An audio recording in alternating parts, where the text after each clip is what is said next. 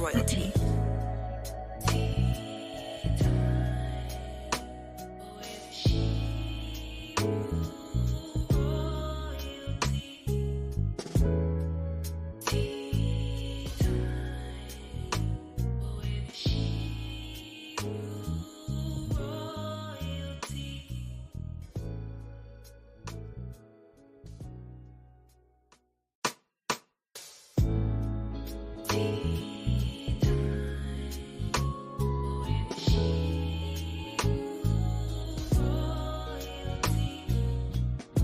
Tea Time with Shebrew Royalty features remedies for inner healing and outer beauty.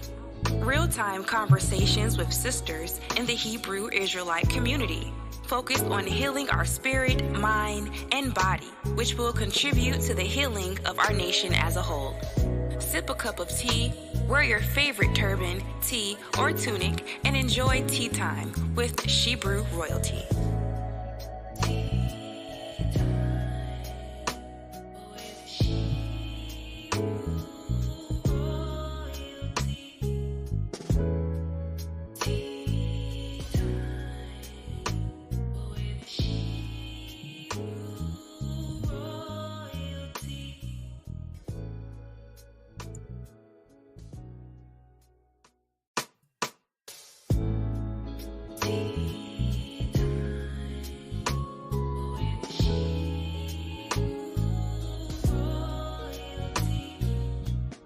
Tea Time with Shebrew Royalty features remedies for inner healing and outer beauty. Real-time conversations with sisters in the Hebrew Israelite community, focused on healing our spirit, mind, and body, which will contribute to the healing of our nation as a whole. Sip a cup of tea, wear your favorite turban, tee, or tunic, and enjoy Tea Time with Shebrew Royalty.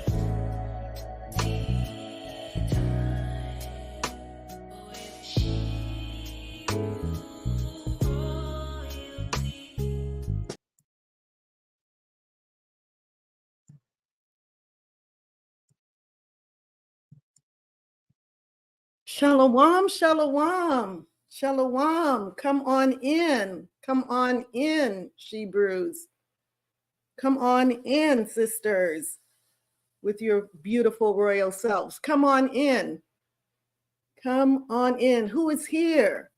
Please hit the like button, share, subscribe, hit the notification bell.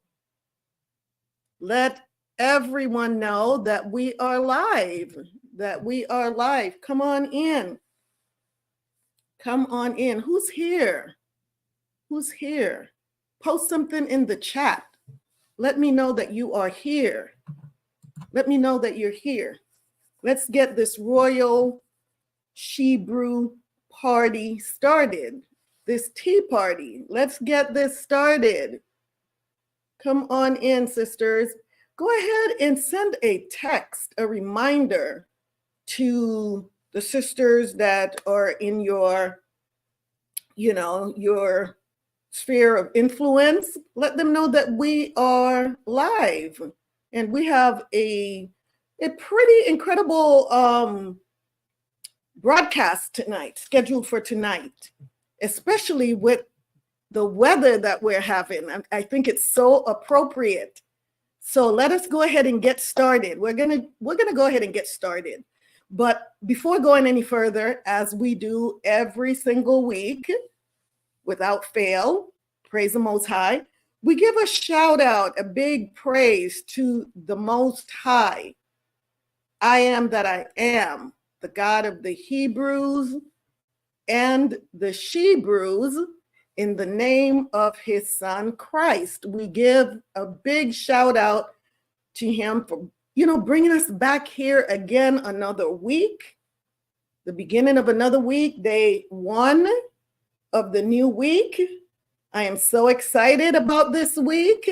First of all, we woke up this morning, right? We woke up this morning and we are here. So that speaks volumes. So many people are not here tonight, unfortunately, for some reason or another, but the Most High chose to wake us up this morning. So I am thankful. I'm grateful for that. So I am your hostess, Kuala Yakaka, and I humbly thank you for joining me on this broadcast today and for having tea with me. Well, we'll talk about that in just a minute. How was your week? Talk to me. I pray that you all had a blessed week.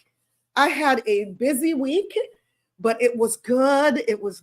Of course, we topped the week off, as we always do on the last day, with praise and worship and coming together with other believers and so on.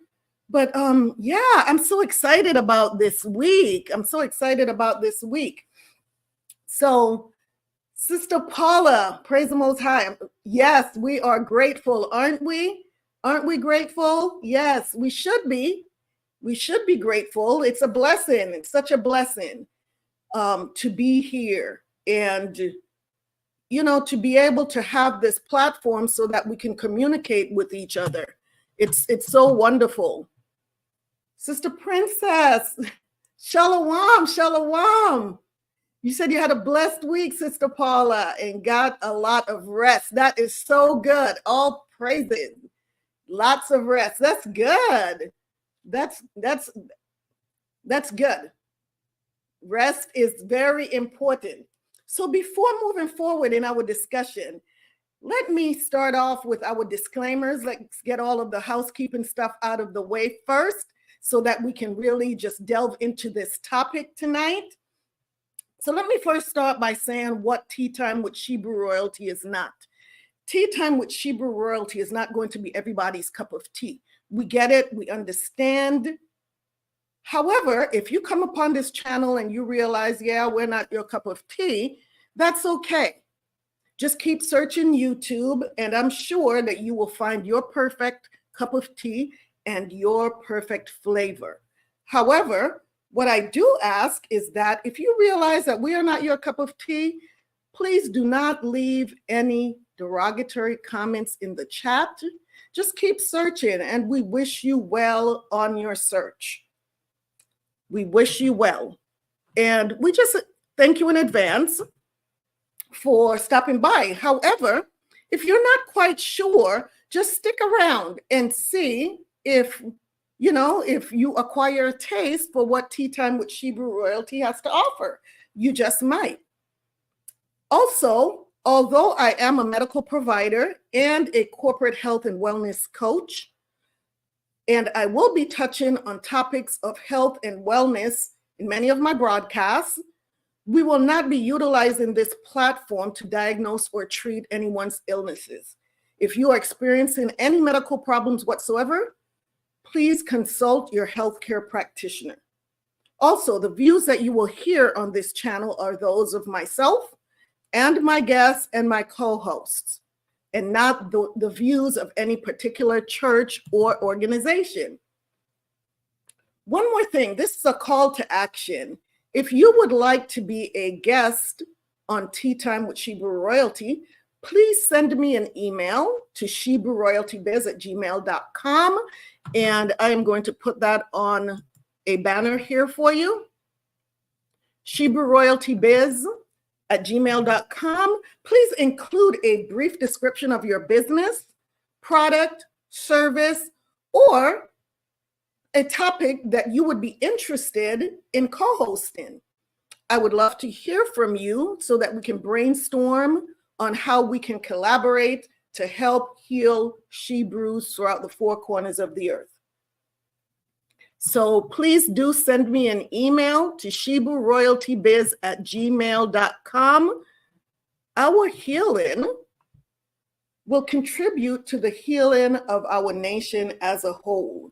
So this is what we aim to do: mind, body, and spirit.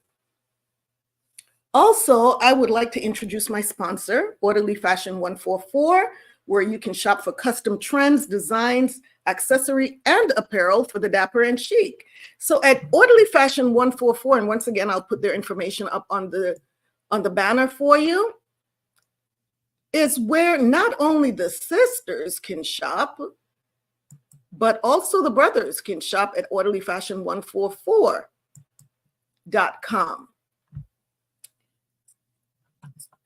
please visit the website. And when you place your order, do not forget to include your discount code, which is Quala, Q-A-L-A, my name, 15, to receive 15% off your purchases. Free shipping will also populate on orders of $70 or more. Let's see here. Yes, Orderly Fashion 144 is also looking for fashion models. So if you purchase from the website, please submit a full body photo of you wearing whatever apparel it is that you purchased, and you can receive up to 35% off your orders and one free item a month. In order to do so, you must order at least 3 items monthly from the website. If you have any questions or for more information, please email them at info@orderlyfashion144.com. Please go over and visit the website and show your support. All right. Also, I would also like to introduce you to My Guardian Doc. Let me put their information up here on the screen for you. My Guardian Doc. And we will go into what they offer. Just briefly, it says here, compassionate medical guidance and world-class care at a low cost of $27 that everyone can afford. And these are some of the services that you can look forward to should you subscribe to myguardiandoc.com. Immediately lower your micromort count, immediate access, improved health outcomes, low cost, fewer visits to the emergency room, increased lifespan, and peace of mind. I know when I was practicing, as you all know by now, I think, I retired last year. However, as a medical provider, many of my patients wanted maybe a second opinion based on their diagnoses. They wanted to get a second opinion from another provider. However, going through their insurance companies, sometimes they would have a difficult time getting that second opinion. With My Guardian Doc, you can get a second opinion for $27 a month and maybe a $39 cost for the actual visit. And I think that's incredible. That's incredible because it's an a la carte plan. So you pay $27 a month and you are in control of what you purchase, right? So it's not that anyone is going to push anything on you. You are in control. So I would encourage you to go to myguardiandoc.com, check out the website, read through it, and see what they have to offer.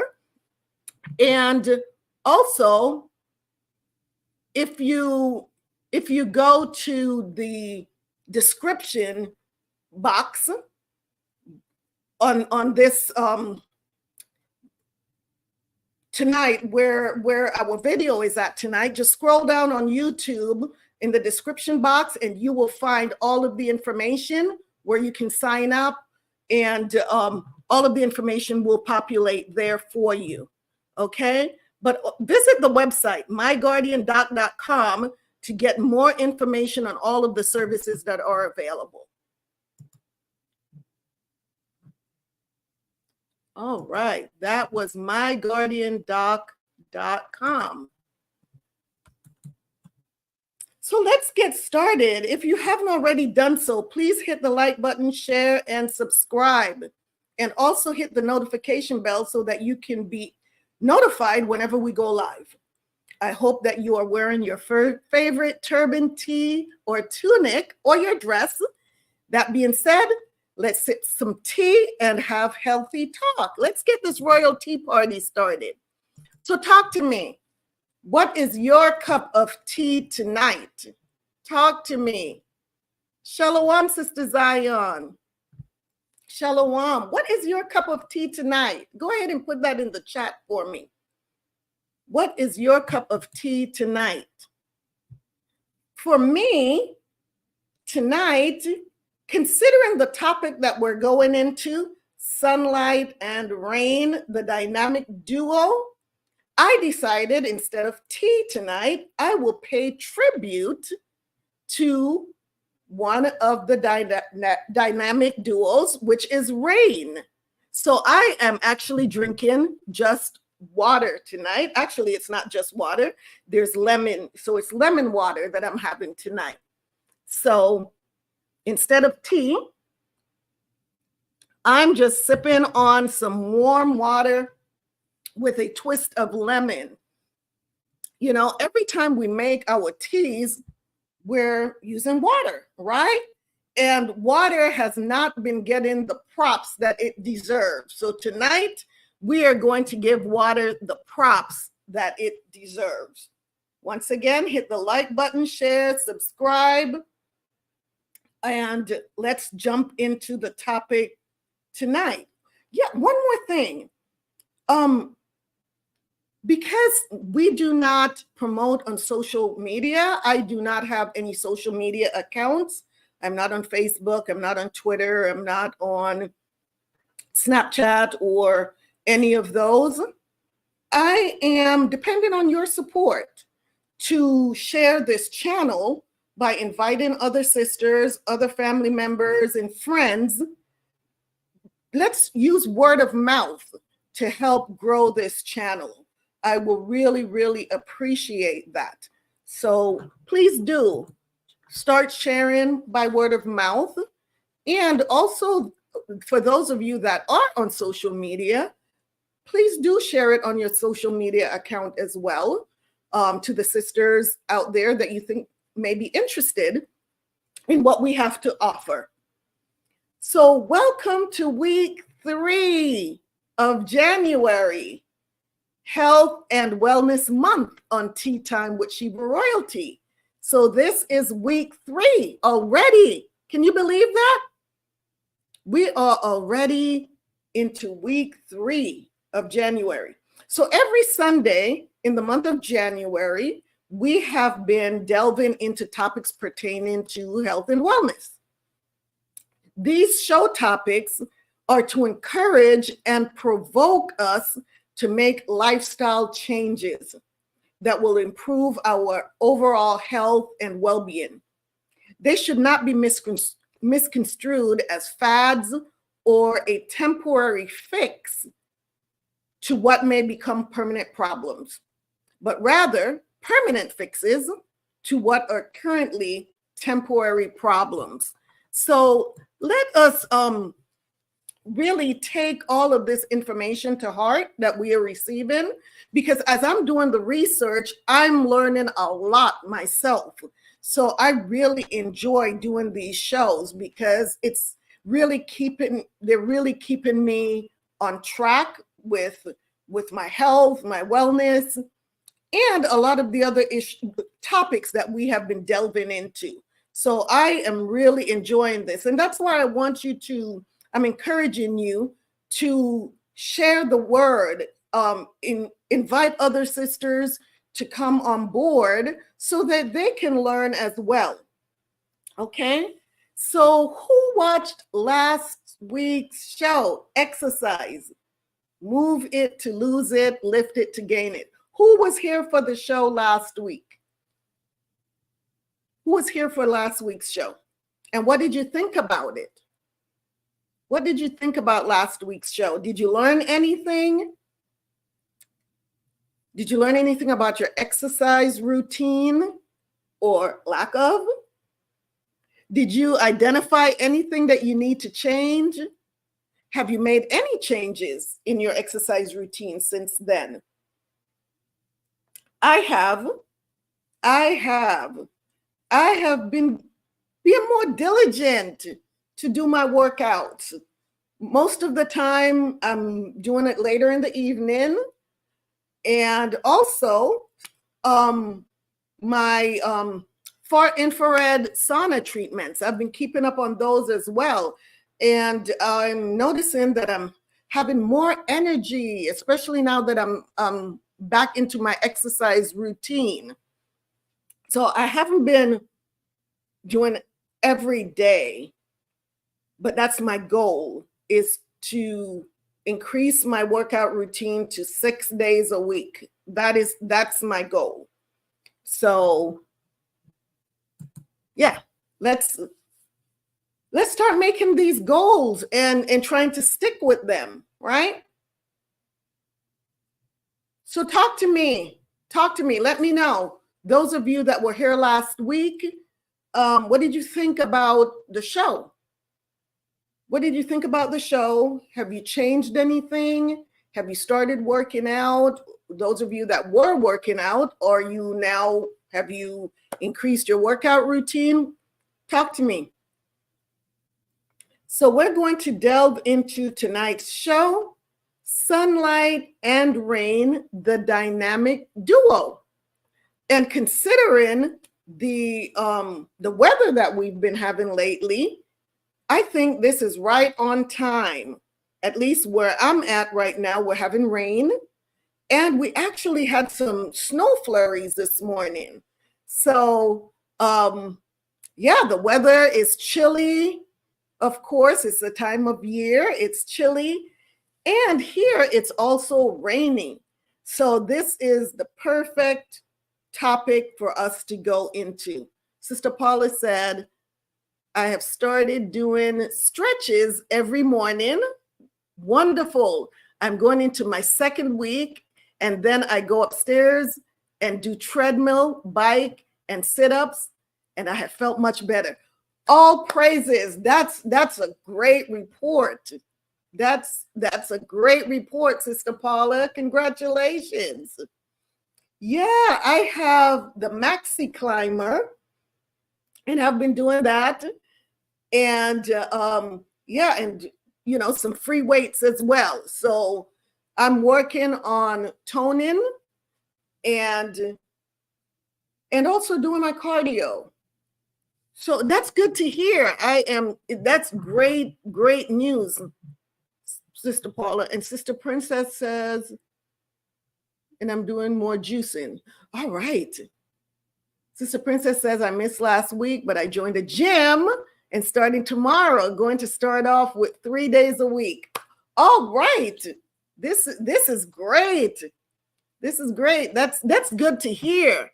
So tonight we will learn about the health benefits of these two important elements, sunlight and rain.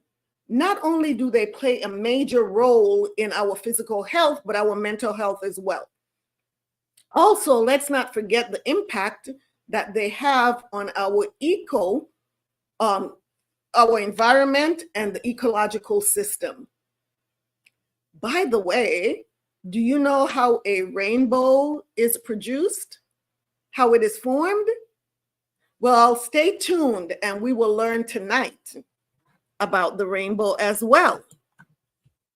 So let's begin with the first of the two dynamic duos. Let's start off with sunlight. Sister Paula says, Sister, you look so beautiful. It's like you have not aged. Praise the Most High. All praises. Oh, praise the Most High for that.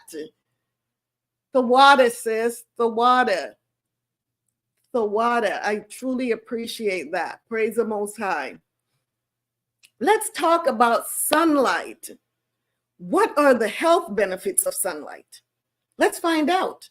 And then afterwards, we'll also talk about the benefits of vitamin D, according to medicalnewstoday.com. So let's first start off with the benefits of sunlight. Give me just a second. I'm going to bring this up on our screen.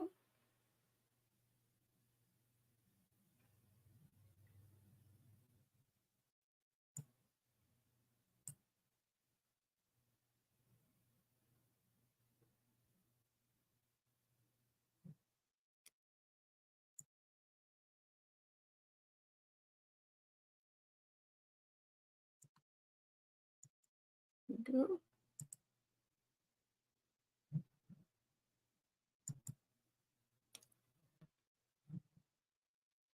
All of these pop-ups, my goodness. All right. What to know about the health benefits of sunlight? Okay.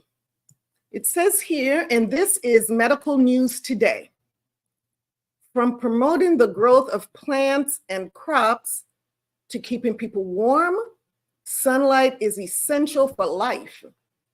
In addition, many people enjoy the feeling of sunlight, and there is increasing evidence to support its many health benefits. So let's talk about those. It says a widespread awareness of the fact that too much exposure to UV radiation from the sun can cause skin cancer has prompted people to be cautious about spending time in the sun. However, just as it is important for people to protect themselves from too much sun, they should also make sure that they get enough to enjoy the health benefits of sunlight. Finding the right balance can help people maintain optimal levels of vitamin D and enjoy the mental health benefits of a sunny day without placing themselves at risk. It says here, keep reading to learn more about the various health benefits of sunlight. So here are the health benefits of sunlight. Of all the health benefits of sunlight, initiating the process of producing vitamin D in the body may be the best known. When UVB rays hit the human skin, they interact with the 7-DHC protein there to produce vitamin D3. People can get vitamin D from their diet and supplements, but sunlight is an important source of this essential nutrient. Vitamin D is necessary for key biological processes to take place in the in the body. Its benefits include supporting healthy bones, managing calcium levels, reducing inflammation, supporting the immune system, and glucose metabolism. Researchers have noted a link between exposure to the sun and lower blood pressure levels. Did you know that? With reduced death rates from cardiovascular issues. They suggest that exposure to sunlight triggers the skin to release stores of nitrogen oxides, which cause arteries to dilate, lowering blood pressure, and may reduce the impact of metabolic syndrome. According to other research, increased sun exposure may also protect people from the following diseases: type 1 diabetes, MS or multiple sclerosis, several forms of cancer, including colon, breast, and prostate cancer, and non-Hodgkin lymphoma. Sunlight also supports better sleep and sets people's circadian rhythm by regulating the levels of serotonin and melatonin. And it says here, learn more about the health benefits of sleep. We've already done that. If you haven't seen our video on sweet sleep, please, I think it was 2 weeks ago that we did the broadcast, the show on sweet sleep. So if you haven't seen that, please go back and view that. Being in the sun generally makes people feel good, and there are many scientific reasons for this effect. One of those is that exposure to UVB rays causes human skin to produce beta endorphins, which are hormones that reduce pain.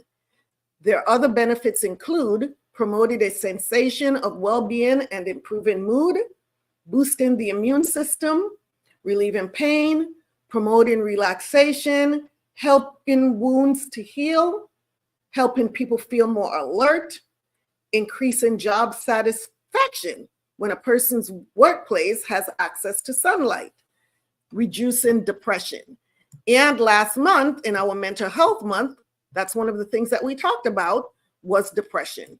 So You see how all of these shows have tied in, how they all come together and support each other. Why do some find a lack of sunlight hard? Days without sunshine can be tough for many people, but some individuals find going without the mental health benefits of sunlight more challenging than others. The National Institute of Mental Health says that the following characteristics put people at higher risk of developing depression and seasonal affective disorder. That's something that we also talked about last month in our mental health month. So I encourage you, if you haven't seen those videos from last month, look at the video pertaining to depression and anxiety. And we did cover seasonal affective disorder in that video. So we're not going to delve so much into that. I encourage you to go back and watch that video. Here we go again with the depression and SAD, seasonal affective disorder. Please go back and watch that video. I'll just go over it briefly for those of you that probably had not seen that video. It says SAD is a specific type of depression. The symptoms develop or worsen when the days get shorter, and they improve when the days get longer. In the Northern Hemisphere, this means that people with SAD or SAD will experience the most intense symptoms in January and February. Researchers says that 1.5 to 9% of people in the United States may have SAD, seasonal affective disorder. While it is common for people to have spells of the winter blues, SAD is a diagnosable condition that can have a significant effect on people's mental health. As with other forms of depression, SAD interferes with people's ability to live their daily lives and causes a low mood that can feel insurmountable. People may lose the ability to find pleasure in activities that they once loved, have difficulty thinking or feeling worthless. They may also notice changes to their sleeping and eating habits. So here are some alternatives to sunlight. Both SAD and depression are treatable. Medication and therapy can both be effective, and some interventions harness the health benefits of sunlight. These interventions allow people to find other ways to access these health benefits, which is particularly important for people who live in parts of the world where there's a significant difference across seasons in the available daylight hours. Number two, work in occupations that keep them indoors for extended periods or must limit their exposure to natural sunlight for other reasons. So there's light therapy is a standard treatment for SAD and can be an effective alternative to sunlight. Light therapy regimens, which takes place under a medical professional's supervision, requires individuals to sit in front of a specially constructed, very bright light boxes for a prescribed amount of time each day. Mental Health America report that light therapy is helpful in 85% of diagnosed cases.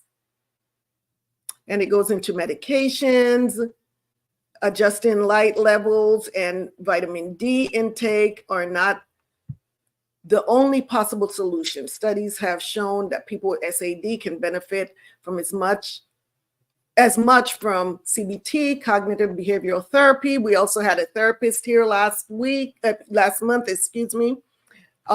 that we talked about therapy as well as they can from light therapy. So these are some of the things that we've already discussed in the previous broadcast. So in summary, sunlight is essential for human health and well-being. Absolutely. The health benefits of sunlight include generating the production of vitamin D, supporting bone health, lowering blood pressure, preventing diseases, and promoting good mental health. For some people, reduced exposure to sunlight, which occurs in the winter in the United States, can lead to the significant mental health challenge of SAD, a form of depression. SAD is treatable with light therapy, medication, talk therapy, and even vitamin D. So let's talk about the health benefits of vitamin D. This is really important as well, right? Since this is what we're looking for with the sunlight exposure. Vitamin D is essential for bone strength and may be good for supporting the immune system and other functions. The human body produces vitamin D as a response to sun exposure. Certain foods and supplements can also boost a person's vitamin D intake. Vitamin D is essential for maintaining healthy bones and teeth. Oh my goodness, these pop-ups. It also plays many other important roles in the body, including regulating inflammation and immune function. Despite its name, vitamin D is not a vitamin, but a hormone or prohormone. In this article, we look at the benefits of vitamin D, what happens to the body when people do not get enough, and how to boost your vitamin D intake.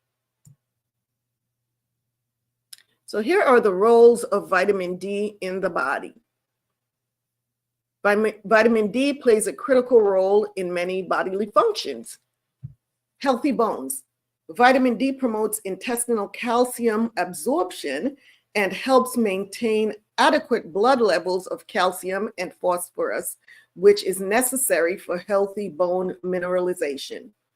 Vitamin D deficiency in children can cause rickets, leading to a bow-legged appearance due to the softening of the bones.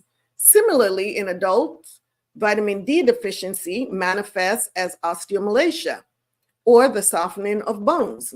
Osteomalacia results in poor bone density and muscular weakness. Long-term vitamin D deficiency can also present as osteoporosis. Immune function.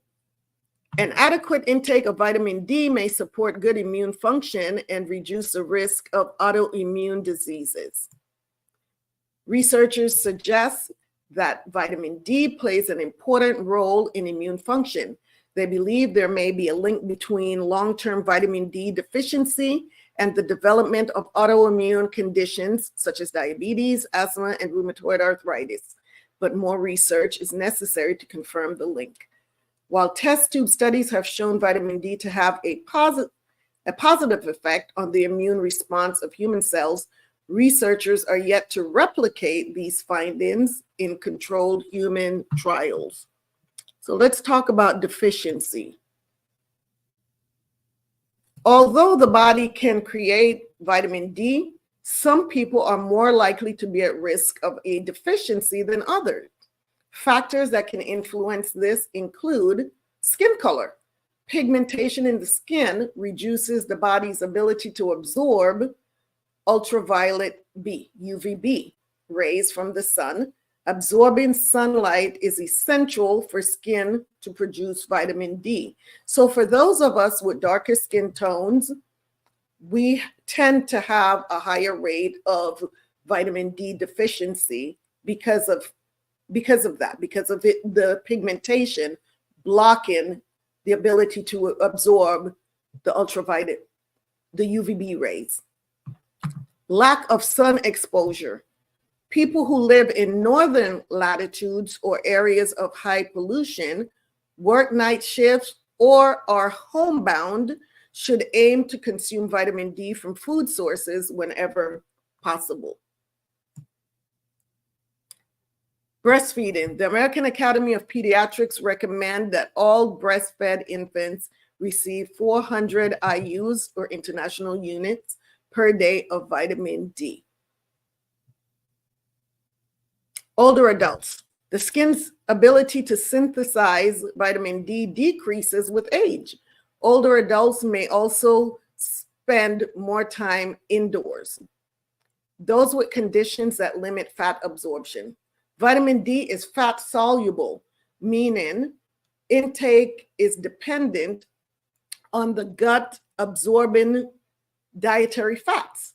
Conditions that limit fat absorption can decrease vitamin D intake from the diet. People with obesity. High levels of body fat can limit the body's ability to absorb vitamin D from the skin. So these are all the conditions that contribute to vitamin D deficiency. People following a gastric bypass. The surgery bypasses a part of the upper intestine that absorbs large amounts of vitamin D. This bypass can cause a deficiency. So what are the symptoms of vitamin D deficiency? The majority of people with a vitamin D deficiency do not present with symptoms. However, a chronic deficiency may cause hypocalcemia, a calcium deficiency disease, and hyperparathyroidism, where the parathyroid glands create a hormone imbalance that raises the blood calcium levels. These conditions can lead to secondary symptoms, including bone fragility, especially in older adults, osteoporosis, bone pain, fatigue, muscle twitching, muscle weakness, myalgias or muscle pain, arthralgias or joint stiffness. If vitamin D deficiency continues for long periods, it may result in complications such as cardiovascular conditions, autoimmune problems, neurological diseases, infections, pregnancy complications, certain cancers, including breast, prostate, and colon.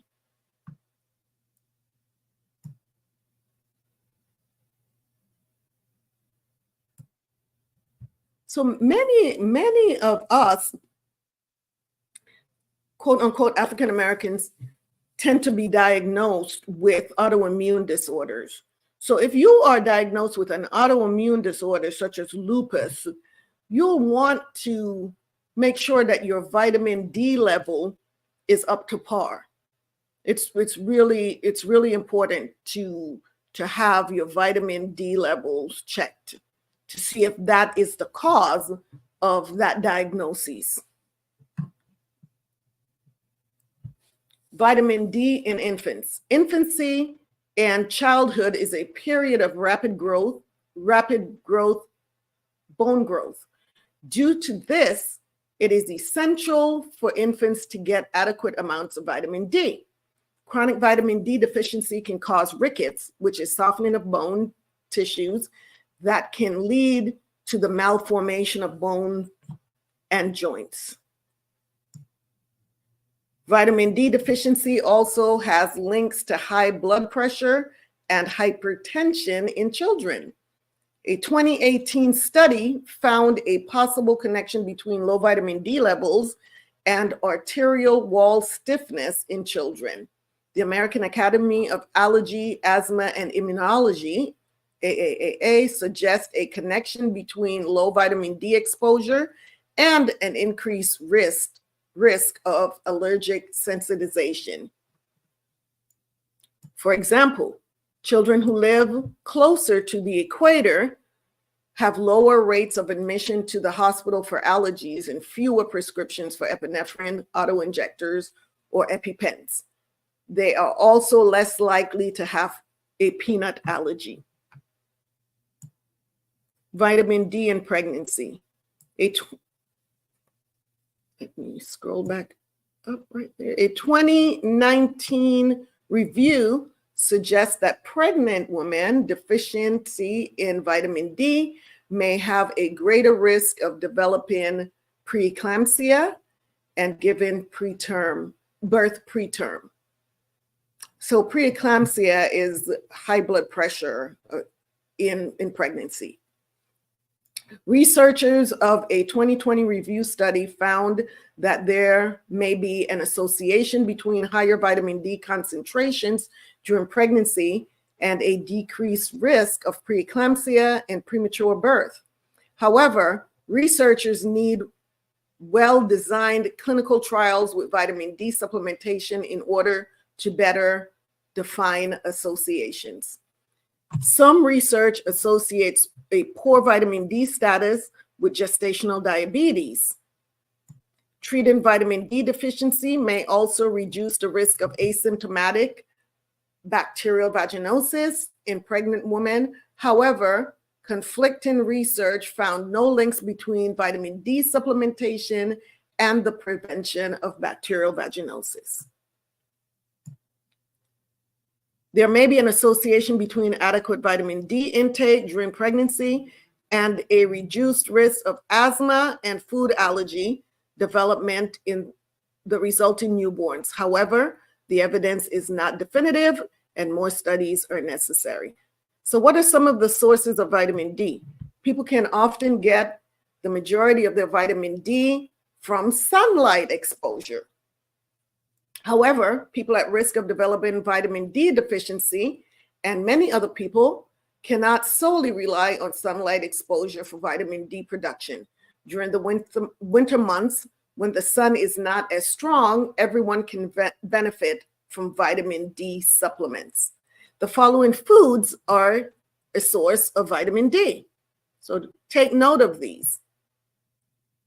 Fatty fish such as salmon, mackerel, and tuna, egg yolks, cheese, beef liver, mushrooms, fortified milk, fortified cereals, and juices. I don't believe that we eat the organ meats, but there are people that do. Dosage. People can measure vitamin D intake in micrograms, mcg, or international units, IU. 1 microgram of vitamin D is equal to 40 international units. So these are the recommended daily intakes of vitamin D. And what I'll do is I will copy and paste this link, the link to this article in the chat box. Risks. The upper limits that healthcare professionals recommend for vitamin D is 4,000 international units per day for an adult. However, the International Institutes of Health, NIH, reports that vitamin D toxicity is unlikely at intakes under 10,000 international units per day. Vitamin D toxicity is typically the result of inappropriate supplement dosing and prescription errors. Excessive vitamin D consumption can lead to hypercalcemia or an excessively high blood calcium level. This can lead to calcification of bones and the hardening of blood vessels, kidneys, lungs, and heart tissue. Hypercalcemia can be life-threatening and requires immediate medical attention. The most common symptom of excessive vitamin D includes headaches and nausea. However, too much vitamin D can also lead to the following: loss of appetite, dry mouth, a metallic taste, vomiting, constipation, diarrhea. Excessive vitamin D usually occurs from accidental overconsumption and prescription errors. If someone is taking supplements, they should choose the brand carefully, as the Food and Drug Administration, FDA, does not monitor the safety and purity of supplements in the same way it does pharmaceuticals. A complete diet and regular eating pattern are most important in disease prevention and good health. It is better to eat a diet with various nutrients than to concentrate on only a few nutrients. In summary, the body produces vitamin D due to sun exposure. Many foods and supplements also contain vitamin D. The vitamin D plays an important role in maintaining bones, teeth, and optimal immune function. A vitamin D deficiency can cause calcium deficiency diseases and hyperparathyroidism, a hormone imbalance that raises the blood calcium level. So that is a lot about sunlight, the benefits, and vitamin D.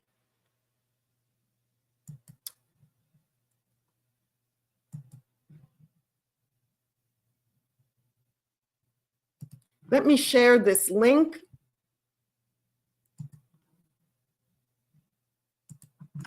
In the chat box here.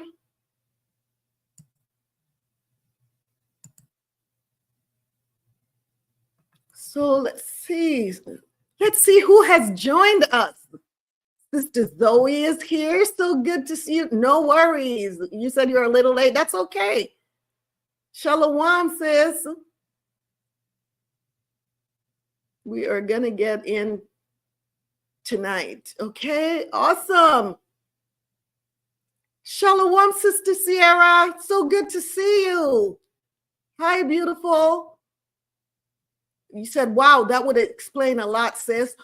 Can you elaborate, Sister Sierra? Can you elaborate on what you mean when you said that would explain a lot?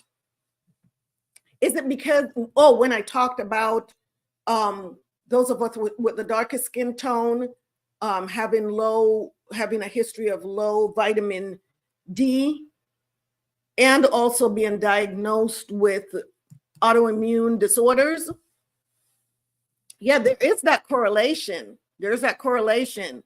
So it's important that if you have been diagnosed with any autoimmune disorder, that you have that vitamin D level checked, have it corrected, and see if your symptoms from whatever that autoimmune disorder is goes away.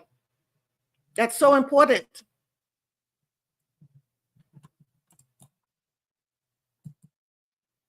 So yes, also according to on WebMD, but this is medical fact, in some skin issues, filtered sunlight can also be used to treat a condition called jaundice, right? Who has ever seen a baby that has jaundice?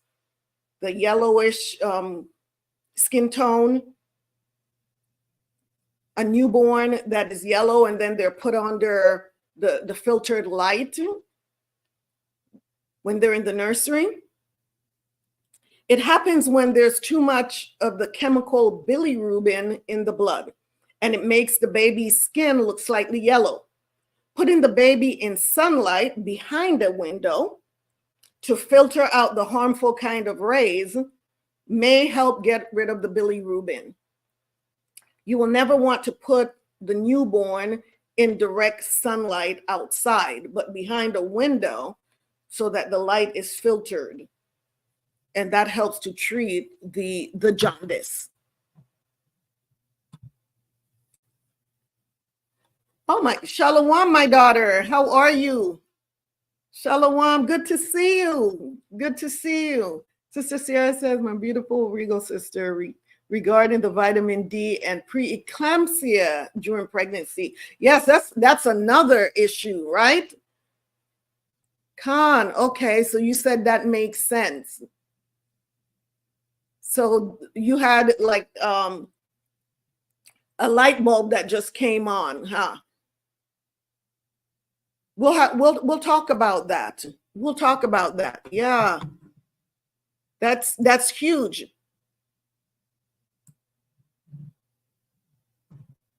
I'm telling you, this information that we delve into on Tea Time is just it's important stuff.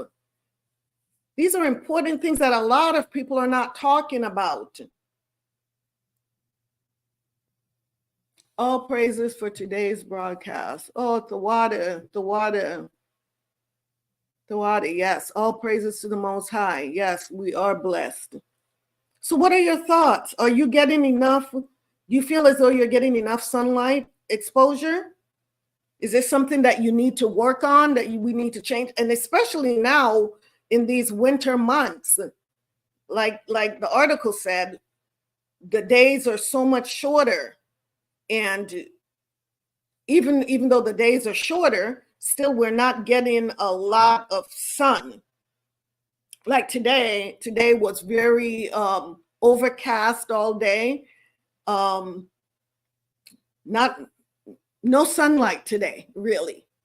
So You know, getting your vitamin D supplements is going to be important. If is anyone out there taking vitamin D supplements? I am. I take vitamin D supplements.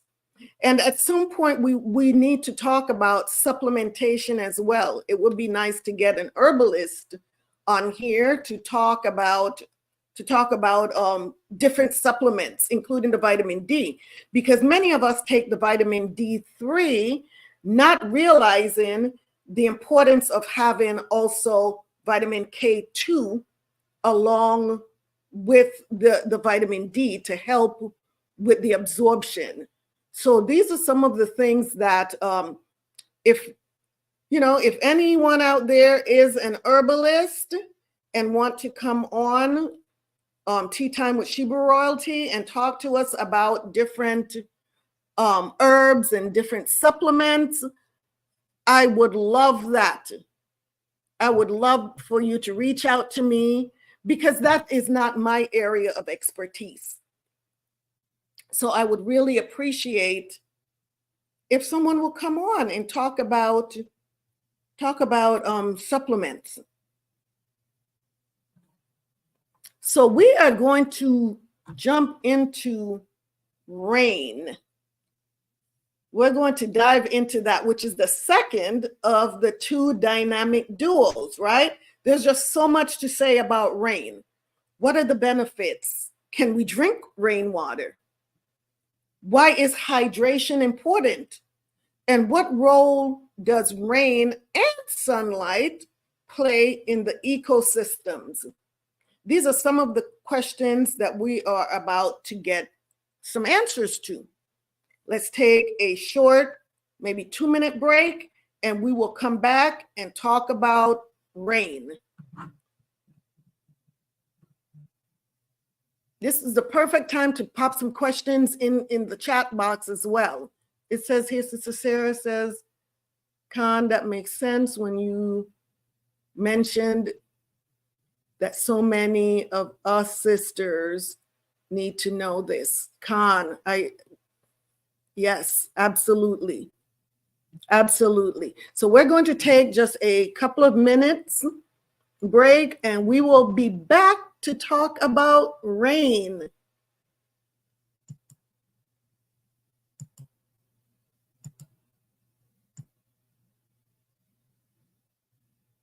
As a matter of fact, enjoy the sounds of rain while we take our break.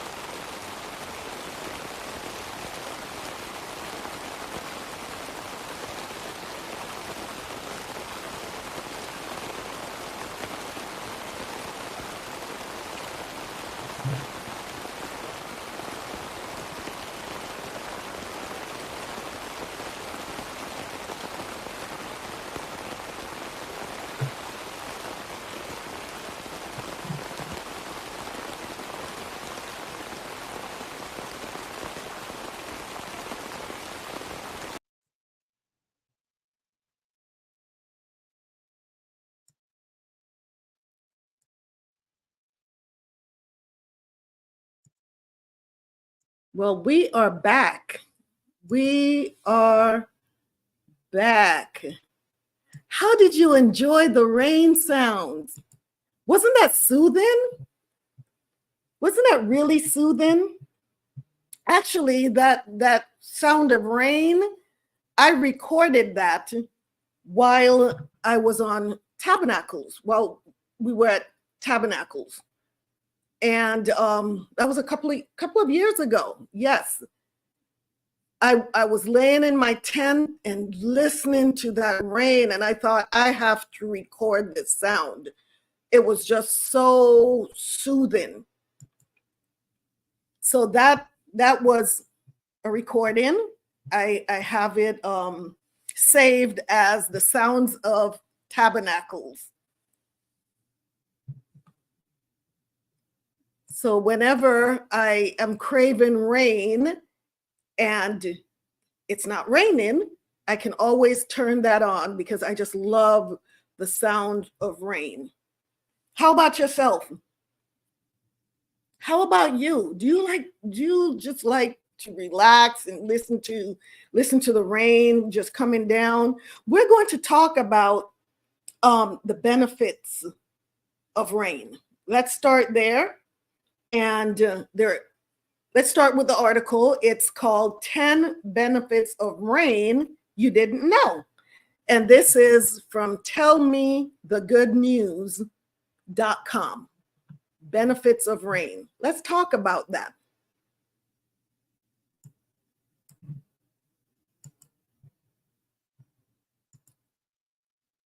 Let's bring this article up.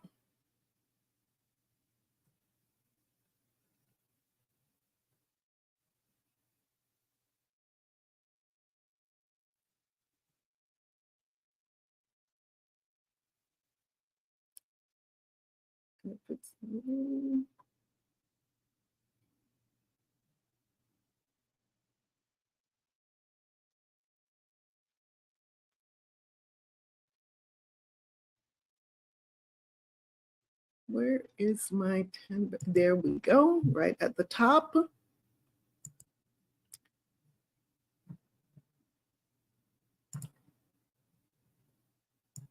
I am telling you, these pop-ups. Here we are. This is tellmethegoodnews.com. 10 benefits of rain you didn't know. And you probably know these benefits, but according to them, these are 10 benefits of rain that we didn't know. So let's see what they are. It says here, whether you are singing in the rain, dancing in the rain, or just walking in the rain, here are 10 benefits of rain you might not have known. There are so many benefits of rain, and not just for crops and gardens, but for people and animals too. You might live in a country or part of the world where it rains all the time, like Ireland or Vancouver. In this case, when it rains, it's just another day. Perhaps you live somewhere where it never rains, so you're glad for a small bit of respite when the heavens open up. Whatever your circumstances, next time you find yourself pondering a rainy walk, consider these 10 reasons to do it instead of staying inside and sheltering. Number 10, calming scent. Rainy day aromatherapy. Don't you just love the smell of rain? I know I do. When it turns out that this blissful scent known as petrichor can have a calming effect on your body and mind. That wonderfully nostalgic smell is created when compounds from plant oils are mixed into moisture droplets and released into the air. Did you know that? Next time you find yourself outside in the rain, take a big, deep breath and take in that soothing scent. It'll do you a world of good. I agree that the smell of rain, the scent is fresh, right? Number 9, a new perspective. Look up. When it rains, you will, more often than not, find people running to avoid it with their heads down. However, next time, lift your head. Take your time and take in your surroundings. You might just get an entirely different perspective from what you were expecting. The world looks different when it rains. It doesn't always have to be gray and miserable. The sounds and sights come alive in a totally different way. Number 8, cleaner air, the best time for a walk. Look at that.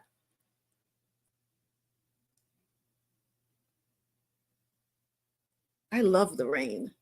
When it rains, a natural phenomenon occurs. The rain droplets attracts tens to thousands of air pollution particles caused by the likes of traffic. In turn, this means the air you breathe in when it's raining is cleaner and clearer than any other time. Studies have shown that rain is super effective in reducing air pollution. Number 7, relieve anxiety. It's a wonderful distraction. More often than not, when we find ourselves caught in the rain, it's all we can think about. Our minds shift and forget anything that was our focus beforehand. In turn, walking in the rain is a beautiful way to relieve away stress and anxiety you're feeling, even if it is a short-term method. Most of the time, what you were worried about won't feel so significant after you've embraced a walk in the rain. That is so true. That is so true. Survival of plants and animals, an essential part of our ecosystems.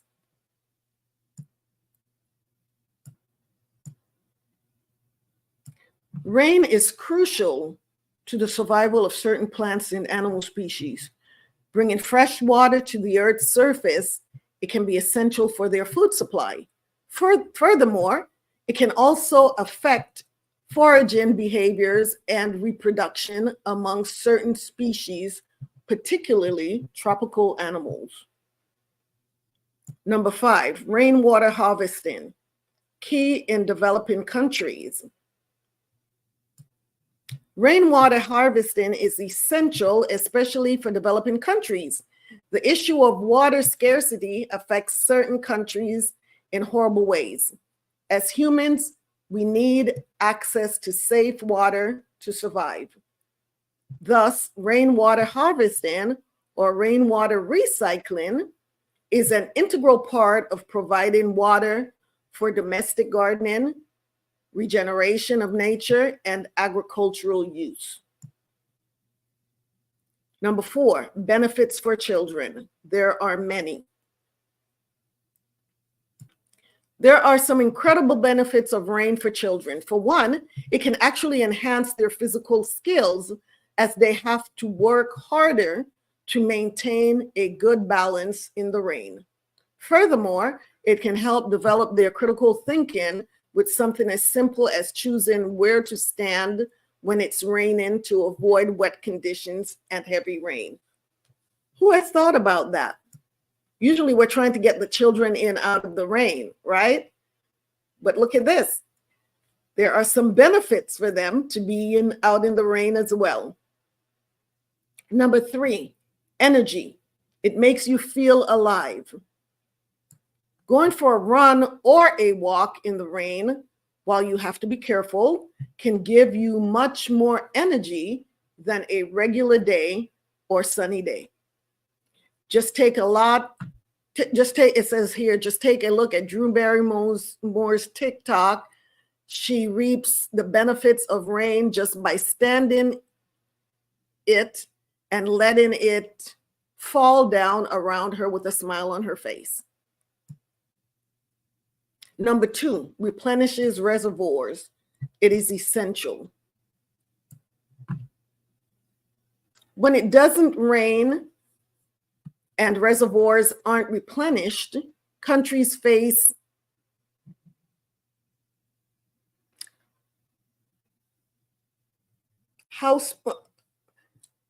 I'm trying to read that word, house pipe bans and rationing throughout the country.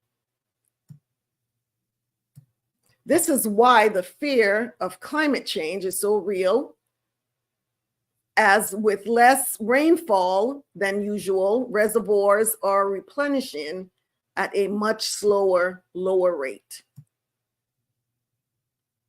Number 1, health benefits. Promotes healthy digestion. So this is number 1 on the list of the benefits of rain. The alkaline pH of rainwater can actually be beneficial for our health. It has an overall detoxifying effect, and it also speeds up your metabolism. Since our bodies absorb toxins every day, this is one of the best benefits of rain that we can really capitalize on next time the heavens open up. And it says other notable mentions: burns calories. Walking and running in wet weather can actually burn calories faster and more of them than if you were walking on a dry day. Who knew that? Rain gardens. Some of the benefits of rain gardens are as follows. They reduce mosquito breeding, recharge local groundwaters, and improve water quality. They also reduce the potential of home flooding.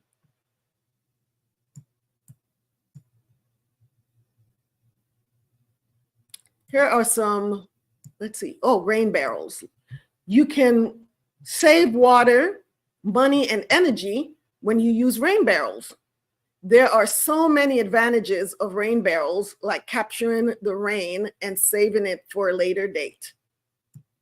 Here are some frequently asked questions about the benefits of rain. How do you take a mindful rain walk? And let's see, there are just 3 questions, so let's go over those. To take a mindful rain walk, embrace the rain around you by listening to the sound of the rain, whether it is heavy rainfall or light rain. Lift your head high and take in the sights and sounds this natural resource creates around you. How does walking in the rain benefit me? Walking in the rain can be a good escape. Plus, the air you breathe is cleaner and safer. What are rain gardens?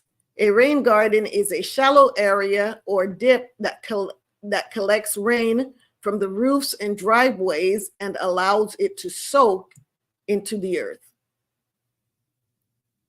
So those were 10, let's see here, 10 benefits of rain that you didn't know. How many of you learned something here? Or did you know most of this? I learned a lot. I learned a lot from this article.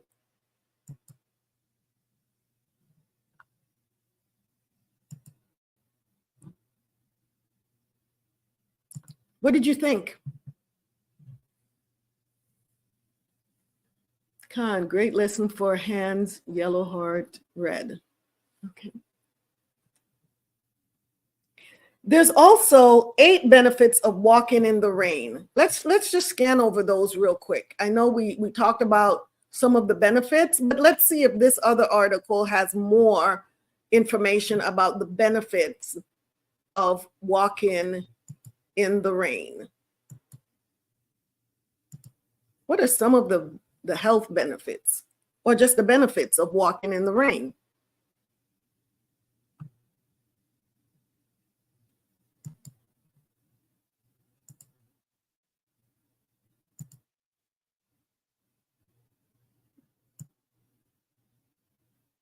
All right. These pop-ups are annoying, aren't they? So this is from Daily Health Post, 8 benefits of walking in the rain.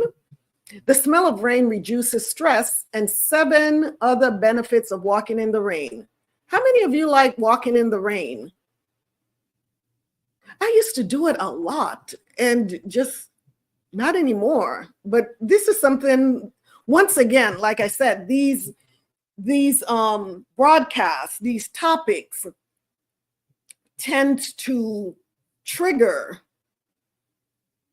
the desire to start doing things differently for me, especially when you learn the health benefits of these changes, right? These things that we're learning how to do things differently. It's so easy to just, when the rain starts coming, that you run for shelter rather than really enjoying the full benefits of rain. So maybe after this broadcast, maybe after learning this, we will learn to appreciate rain more and take advantage of all of the benefits that we get from rain. So let's talk about the benefits of just walking in the rain. Walking in the rain is known as a relaxing activity in pop culture, but most people still dislike it for a lot of different reasons. Of course, it does have its drawbacks. It's wet and cold, yet it can also be soothing and romantic if you're well covered. The smell of rain has been studied extensively by 2 Australian scientists in the 1960s. Petrichor is the unique name given to the earthly scent produced when rain falls on dry soil. The smell itself is a mixture of chemicals, which we learned in the previous article, that are released by oil-dwelling bacteria, plants, and the ozone. Wow. Can we get rid of these ads? Let's take a look at some of the benefits of walking in the rain. Number 1, the smell of rain refreshes the mind. Number 2, the air around us gets cleaner when it rains because the raindrops soak up the dust and microbes. Number 3, physical activity carried out in the rain burn more calories. So these are a lot of the things that we learned in the other article, because of the extra force required to carry out the specific exercise. Exercising in the rain also helps prolong the activity because the rain can prevent us from overheating. Rainwater is typically alkaline, which is great for our skin and scalp. Number 5, because fewer people go out when it rains, this makes the streets and parks less populated and gives us a more open space to run, walk, and contemplate what's on our minds. Walking in the rain can improve one's mood. This makes walking in the rain a great thing when you feel at a crossroad and are uncertain as to what you should do. Number 7, to the previous point, walking in the rain is also known to make people more introspective, as it creates a sort of white noise around them and gives them more and better time to think about their decisions. So there you are. Those are the benefits of walking in the rain. 8 benefits. Who's ready to go for a walk in the rain? If it wasn't dark outside right now, I probably would. Sister Zoe says, I'm learning so much. Khan, so am I, my dear, so am I. Sister Princess says, very interesting. Yeah, this is interesting, isn't it?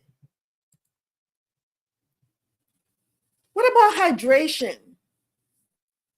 We know the importance of water and staying hydrated. There are so many reasons why we need to stay hydrated, specifically with good old H2O, right? Which has been here since the beginning. So familydoctor.org has some information on why it is important to stay hydrated. And for many of us, winter is, or, the colder months, when we tend to become more dehydrated. Why? Because in the summertime, we're hot, we're sweating, and we're guzzling water, right? We're drinking a lot of water because we realize that we're sweating so much and we're losing a lot of fluids. In the wintertime, however, we're not thinking so much about staying hydrated because we're cold and you may want to drink some tea or coffee, what have you. But most of us don't think about drinking so much water in the wintertime. So let's talk about the importance of staying hydrated throughout the year, not just in the summertime, but even in winter. Sister Zion said, I want to go outside and walk in the rain. Con says, I do too. I do too. As a matter of fact, I'm going to put that on my list of things to do tomorrow, the Most High willing. I am going to go out and take a walk in the rain tomorrow. Bundle up, put on a nice, my rain jacket, and go out and take a brisk walk in the rain. And look up and start taking in the aroma. Yeah, list of things to do tomorrow, Most High willing. Yes. So let's talk about hydration. Let's talk about staying hydrated, the importance of that.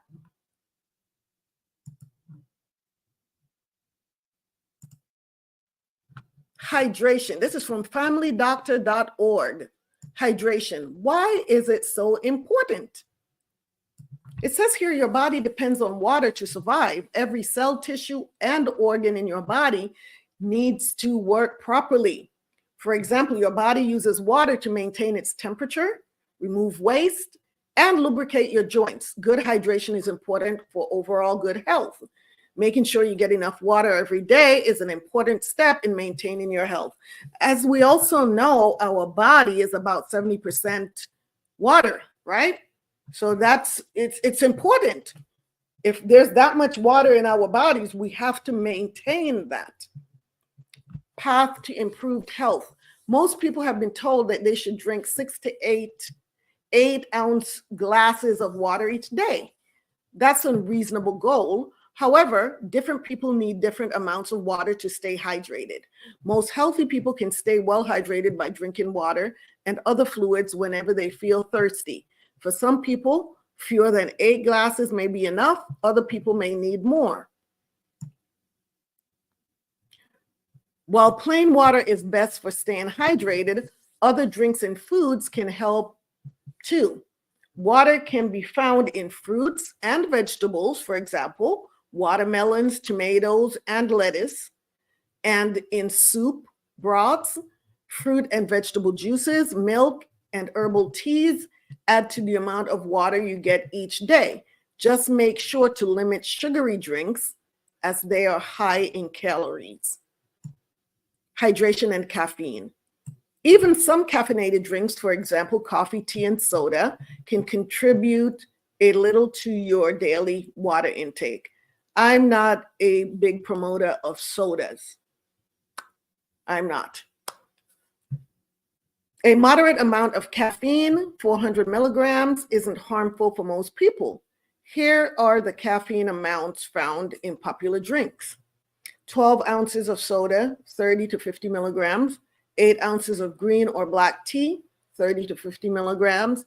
8 ounces black coffee, 80 to 100 milligrams. 8-ounce energy drink, 45 to 80 milligrams. I'm also not a big proponent or supporter of energy drinks. However, it is best to limit caffeinated drinks. Caffeine will cause you to urinate more frequently. This can make it difficult to stay hydrated. It can also make you feel anxious or jittery. Sports drinks can be helpful if you're planning on exercising at higher than normal levels for more than an hour. They contain carbohydrates and electrolytes that can increase your energy. They help your body absorb water. However, some sports drinks are high in calories from added sugar. They also may contain high levels of sodium or salt. Check the serving size on the label. One bottle usually contains more than one serving. Some sports drinks contain caffeine too. Remember that a safe amount of caffeine to consume each day is no more than 400 milligrams. Energy drinks are not the same as sports drinks. Energy drinks usually contain large amounts of caffeine. Also, they contain ingredients that overstimulate you, such as guarana, ginseng, and taurine.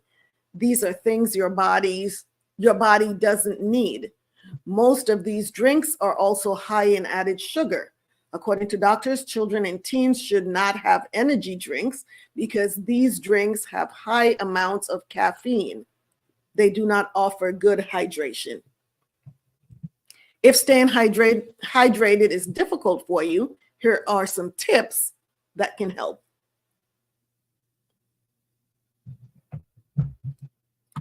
Keep a bottle of water with you during the day. To reduce your costs, carry a reusable water bottle and fill it with tap water. If you don't like the taste of plain water, try adding a slice of lemon or lime to your drink, such as what I'm having right now. Drink water before, during, and after a workout. When you're feeling hungry, drink water. Thirst is often confused with hunger. True hunger will not be satisfied by drinking water. Drinking water may also contribute to a healthy weight loss plan. Some research suggests that drinking water can help you feel full. If you have trouble remembering to drink water, drink on a schedule. For example, drink water when you wake up, at breakfast, lunch, and dinner, and when you go to bed. Or drink a small glass of water at the beginning of each hour. Drink water when you go to a restaurant. It will it will keep you hydrated, and it's free. Things to consider. If you don't drink enough water, you may become dehydrated. This means your body doesn't have enough fluid to operate properly. Your urine can be an indicator if you're dehydrated. If it's colorless or light yellow, you're well hydrated. If your urine is dark yellow or amber color, you may be dehydrated. There are other signs that can signal you may be dehydrated.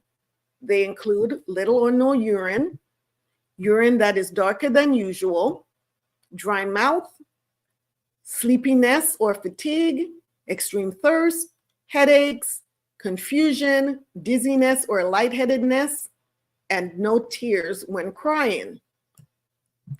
Some people are at higher risk of dehydration. They include people who exercise at a high intensity, or in hot weather for too long, have certain medical conditions, kidney stones, bladder infection, are sick, fever, vomiting, diarrhea, or pregnant or breastfeeding, or trying to lose weight, can't get enough fluids during the day, are on medications that contribute to dehydration, such as diuretics. Older adults are also at higher risk. As you get older, your brain may not be able to sense dehydration. It doesn't send signals for thirst. Note that water makes up more than half of your body weight. You lose water each day when you go to the bathroom, sweat, and even when you breathe. You lose water even faster when the weather is hot, when you're physically active, or if you have a fever. Vomiting and diarrhea can also lead to rapid water loss. Be sure to actively drink plenty of water to avoid becoming dehydrated. Here are some questions to ask your doctor. I don't like water. What's the next best thing to keep me hydrated? What can I add to water to make it taste better? What if I can't consume as many fluids as doctors recommend? What does it mean if I drink a lot of fluids but don't urinate often? How does drinking alcohol affect hydration? Am I on any medications that contribute to dehydration? So these are good questions to ask your doctor, right? If you're having any issues where you feel you might be dehydrated. But it's important to stay hydrated. Drink water on schedule. Even if you don't feel like drinking water, just sip. Sip some water throughout the day.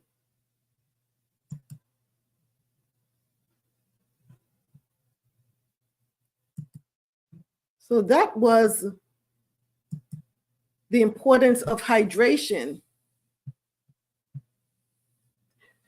What about drinks with high fructose in drinks like sodas, etc.?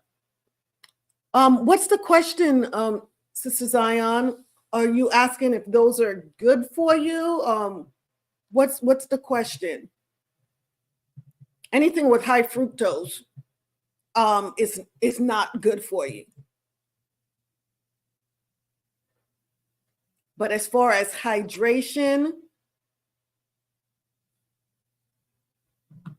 are you asking, are they good for hydration?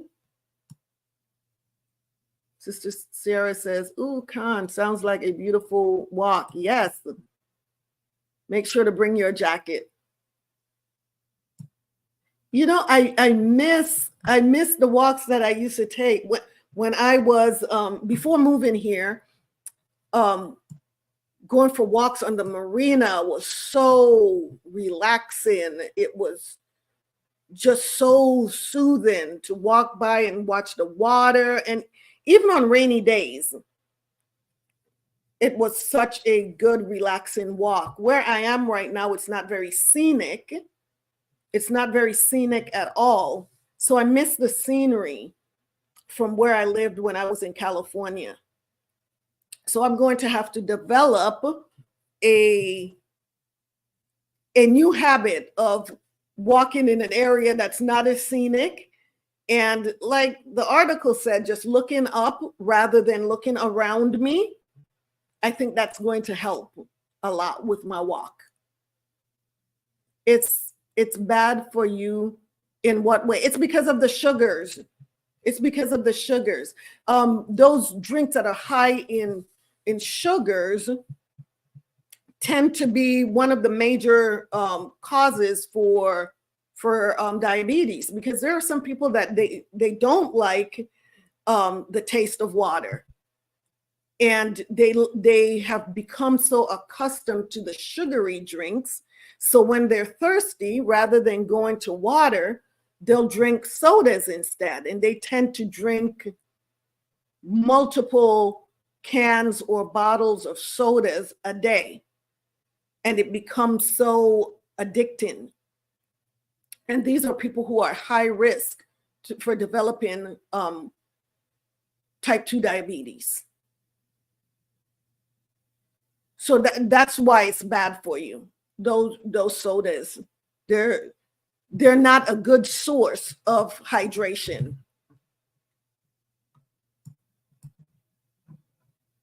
Does that make sense? Yeah, you're better off with, like it says, herbal teas, and even if you want to put something in there, you can lemon, a little bit of honey to give it a little bit of flavor. But sugar, those sugary sodas, I stay away from those.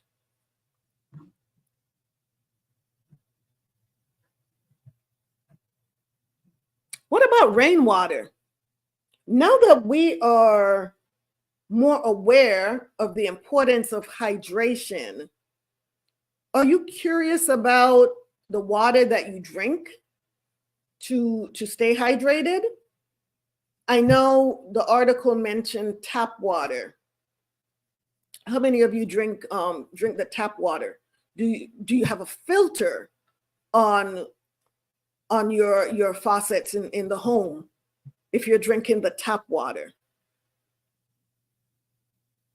Do you know the processes that it goes through, the water goes through to be consumable? Are you buying bottled water? For myself, I buy what is promoted as spring water. Alkaline water is good as well, but also in moderation, right? Also in moderation. Some people just drink strictly alkaline water, but you really need to, yes, kind of mix it up with the spring water. Both bottled, yes.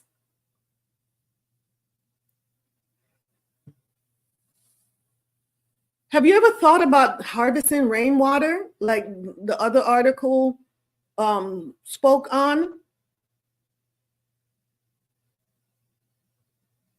But have you thought about that? But you aren't sure of how to do it, or even if you should, because of all of the pollutants that are in the air, right? Are you concerned about drinking rainwater? So I have two articles that speaks to these questions. So let's go over them, and they talk about the benefits of specifically drinking rainwater. And it talks about some of the things that you need to do also to make sure that the water is drinkable, especially, like I said, with all of the pollutants and all of the other things that are in the air. How do we know if the rainwater is good for consumption? So let's go over these articles real quickly here.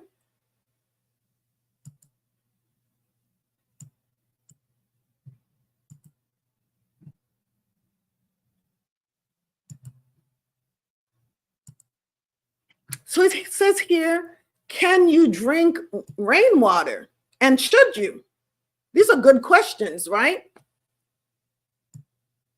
It says rainwater may contain bacteria, pollutants, and parasites, so it should be filtered and disinfected before drinking. There's no evidence to suggest that rainwater offers additional, and this is according to healthline.com. Let me back up here. This is healthline.com. So it says there's no evidence to suggest that rainwater offers additional health benefits compared to regular water.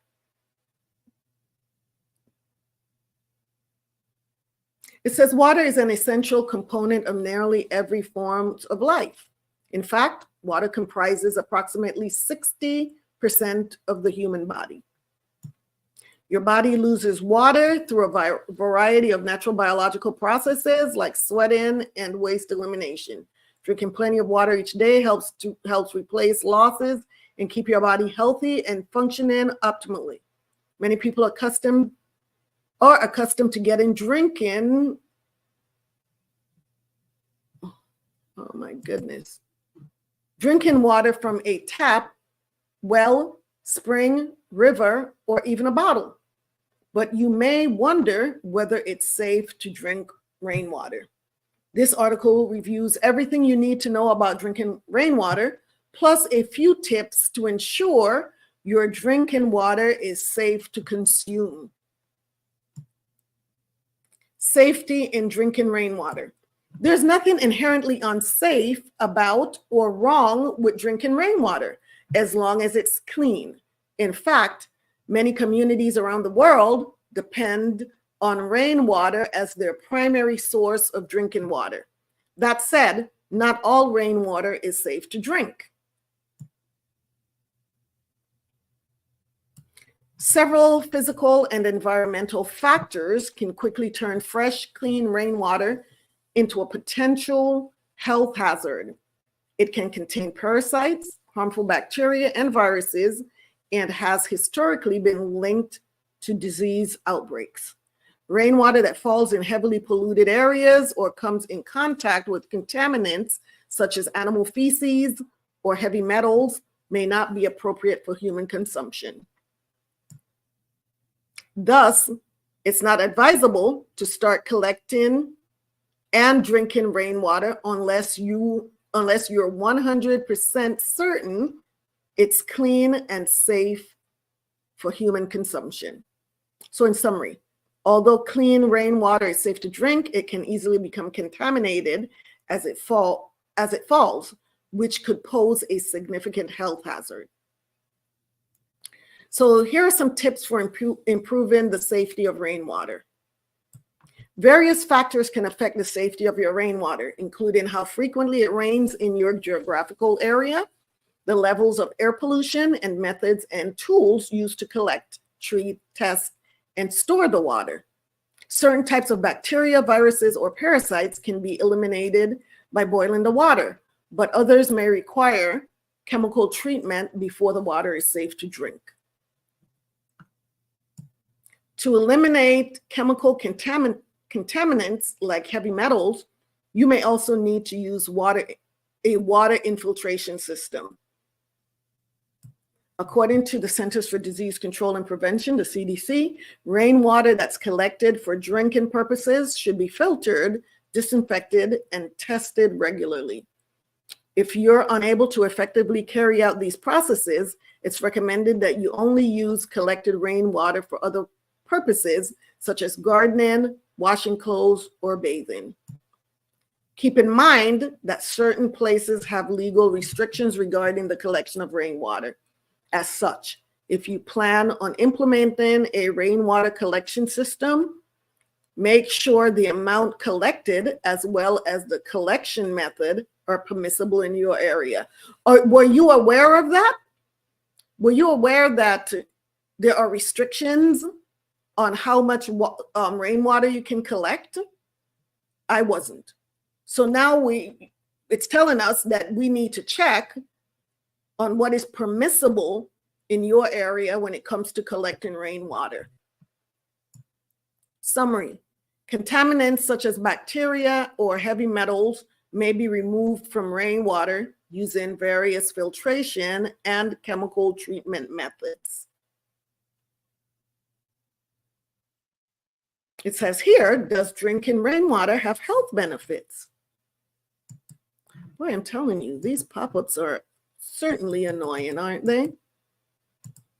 If you conduct a cursory internet search on the benefits of drinking rainwater, you'll find a slew of claims that it's a healthy alternative to virtually any other water source. However, the majority of such claims are not backed by strong scientific evidence.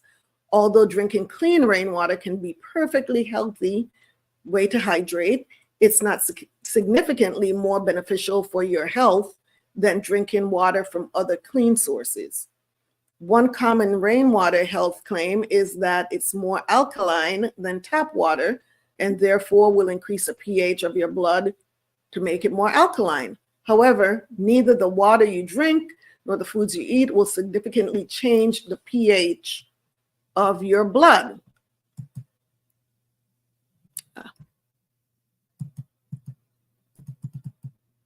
Your body has an efficient system in place for keeping the pH of your blood at 7.4. Many of your body's most vital functions are dependent upon the strict maintenance of your blood pH level, and any deviations may be indicative of serious illness. Moreover, rainwater is typically not alkaline. Instead, it tends to be slightly acidic, which is different from the article that we just read, right? With a pH of about 5.0 to 5.5, it may also be considerably more acidic than that if you're collecting it from an environment with a lot of air pollution.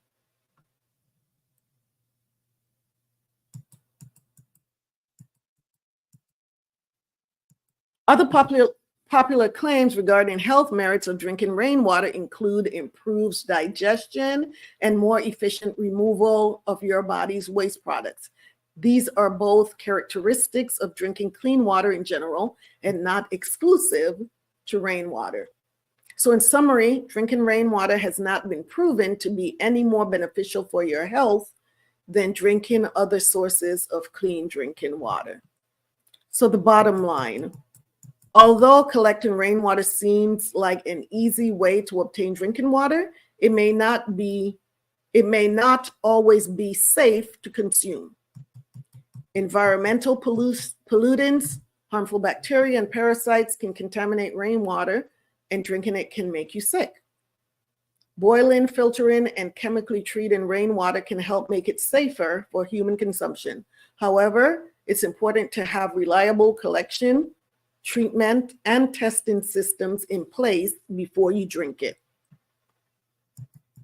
Rainwater has not been proven to be any more beneficial to your health than alternative clean water sources. Drinking plenty of clean water, regardless of the source, is a great way to stay hydrated and support your health.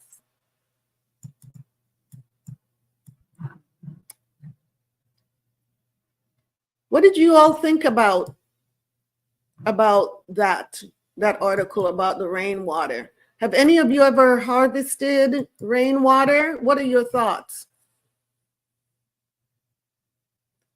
Sister Zoe said, I never tried and I think it's bad for you.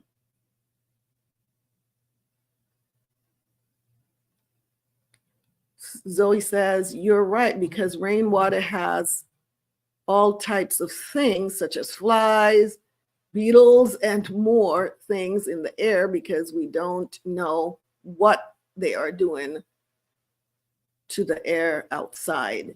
Yeah,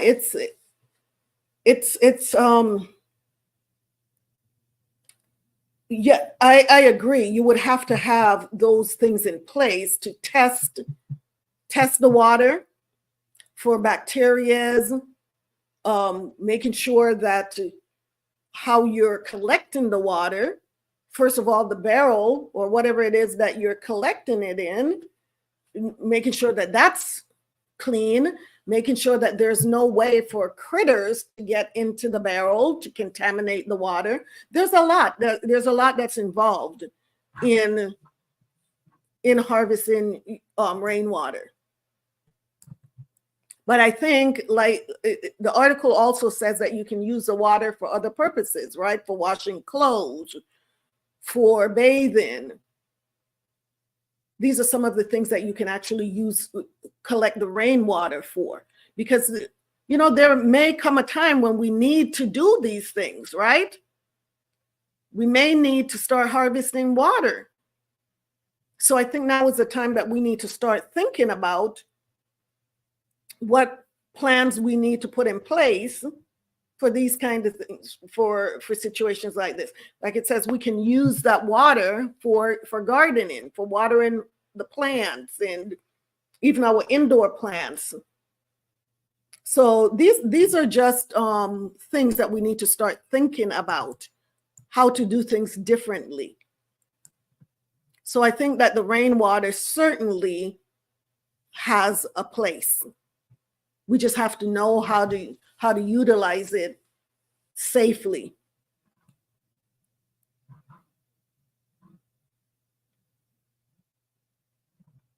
So there was another article about rainwater And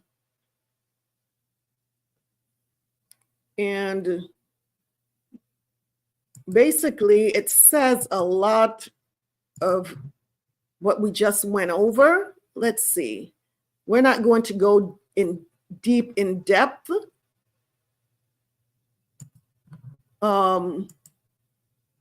With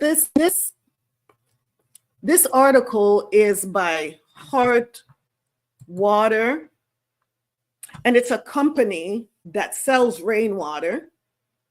So I want to make it clear that Tea Time with Hebrew Royalty is not affiliated with or endorsing Heart Water. We're just, this is just for educational purposes only. And I'm just going to skim through this really quickly to see if there's anything different than the first article. Because like the first article says, if you go online, you can find so many different articles on here about rainwater, about the benefits and how to harvest it and so on and so forth. So I just wanted to see if there's something different in this article in comparison to the article that we just read. And so it says here, benefits of drinking rainwater for your body. And it says here, there are a number of benefits that the body gains from rainwater versus water from other sources, which the other article says that there's not really much of a difference, right? Such as wells, springs, and municipal facilities. It says here, firstly, as most people will notice quickly, it is soft water. This means it has a very low dissolved mineral content. In most parts of the world, municipal or city water is treated with chemicals such as chlorine or fluoride in order to kill germs, pathogens, bacteria, viruses, and so on. And that is so true, isn't it? And, some of us have experienced this, such as, I know, for instance, going to Tabernacles, one of the locations where we went to Tabernacles, the showers there, the water that we were getting water from a well, and even that well water, we could tell the difference on our skin. The water was so soft, and when you got out of the shower, your skin felt, at least my skin felt so different from the showers here at home. My skin wasn't as dry. The water just felt so much better. So I agree with this, that the water is softer. It says the problem with this is that when these are added to the water supplies, they can lead to health issues in many people. Exactly, such as the fluoride in the water, such as the chlorine in the water, right? This happens in nearly any municipality or city water treatment facility. While it is extremely common and widespread, it's not entirely safe. Many people experience significant side effects from these and other added chemicals. These problems can include gastritis, chronic headaches, and even damage to the internal organs and reproductive systems. So it's always good to get opposing or different views, right? And then you get to make a decision based on the views. It says rainwater avoids this problem by having an incredibly low, near zero dissolved mineral salt content. Since the water is so soft, it promotes healthy hair and skin. The low mineral content means it is very mild on hair and skin and does not strip them of their most natural and essential oils and moisture. Yes, and I'm telling you, there is a huge difference. The alkaline pH of rainwater helps your body overall, since it has a general detoxifying effect as well as promoting healthy digestion processes, which once again is the complete opposite of what the last article said about the water not being alkaline, the rainwater not being alkaline. Every day we absorb free radicals and various toxins that create acidity in our blood. This acidic blood prevents our bodies from functioning in an optimal way. But by drinking rainwater, the pH of the blood is made more alkaline. This allows many functions of the body to happen in a more efficient manner. And then it says here how drinking rainwater benefits the planet. Drinking rainwater over just about any other source of water is one of the most beneficial ways to consume our planet's water. By harvesting water directly from the source, less stress is placed on the water table itself. Local aquifers, wells, and springs remain untouched. While on the individual scale, this may not seem like much, when it is extrapolated to companies producing bottled water, it can have an incredible impact. Companies that leverage municipal water for their bottled water products will not often make any changes to that water, and they will offer only act as a bottler. This not only leads to water being used that may have chlorine or fluoride in it, but it may also have numerous other contaminants that are allowed in varying amounts by health authorities. These can include heavy metals and even pharmaceuticals that have been discarded and leached into the water table.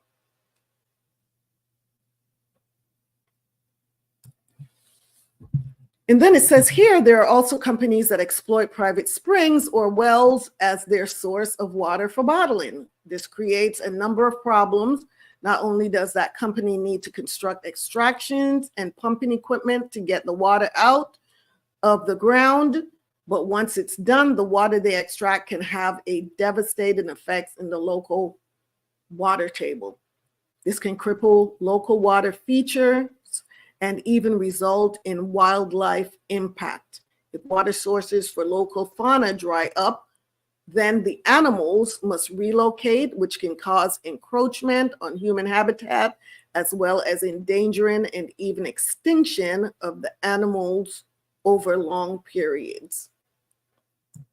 So this goes into the ecosystem, right? Which is what we're going to talk about next.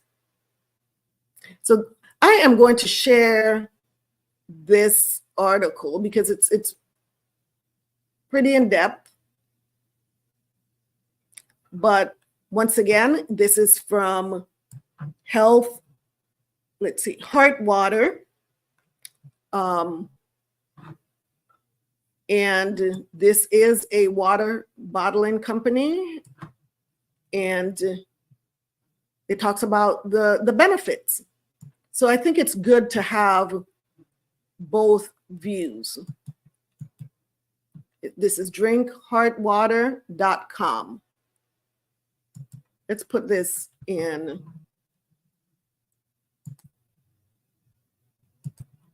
the chat box.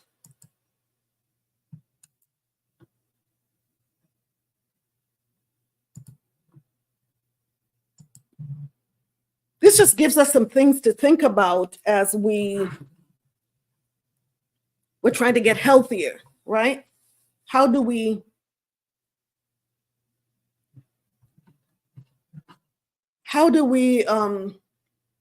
utilize this information to make better choices when it comes to our health? We have to start doing things differently. If we want to see different outcomes, we have to do things differently. And so I think a lot of this information is very thought-provoking. These are things that we need to start considering. What if there's a time where we can't get to a place where there's water, if we don't have enough water stored? For some people that live outside of the city, it may be easier for them to harvest the water and probably safer in areas like that, areas that have lower pollution, right? So these are just some things that we need to think about. The next The next point that I want to go into is how does sunlight and rain, how are they beneficial to our ecosystem? The ecosystem is a geographic area where plants, animals, and other organisms, as well as weather and landscapes, work together to form basically a bubble of life. So I want us to take a look at the rainforest ecosystem. What goes on in the rainforest when it comes to plants, animals, and how does the sunlight and the rain impact the way that they survive in the rainforest? And this is a video by Zorus Personalities. So fair use, this is for educational purposes only. Excuse me. Let's take a look at this short video. And this is in regards to the rainforest ecosystem.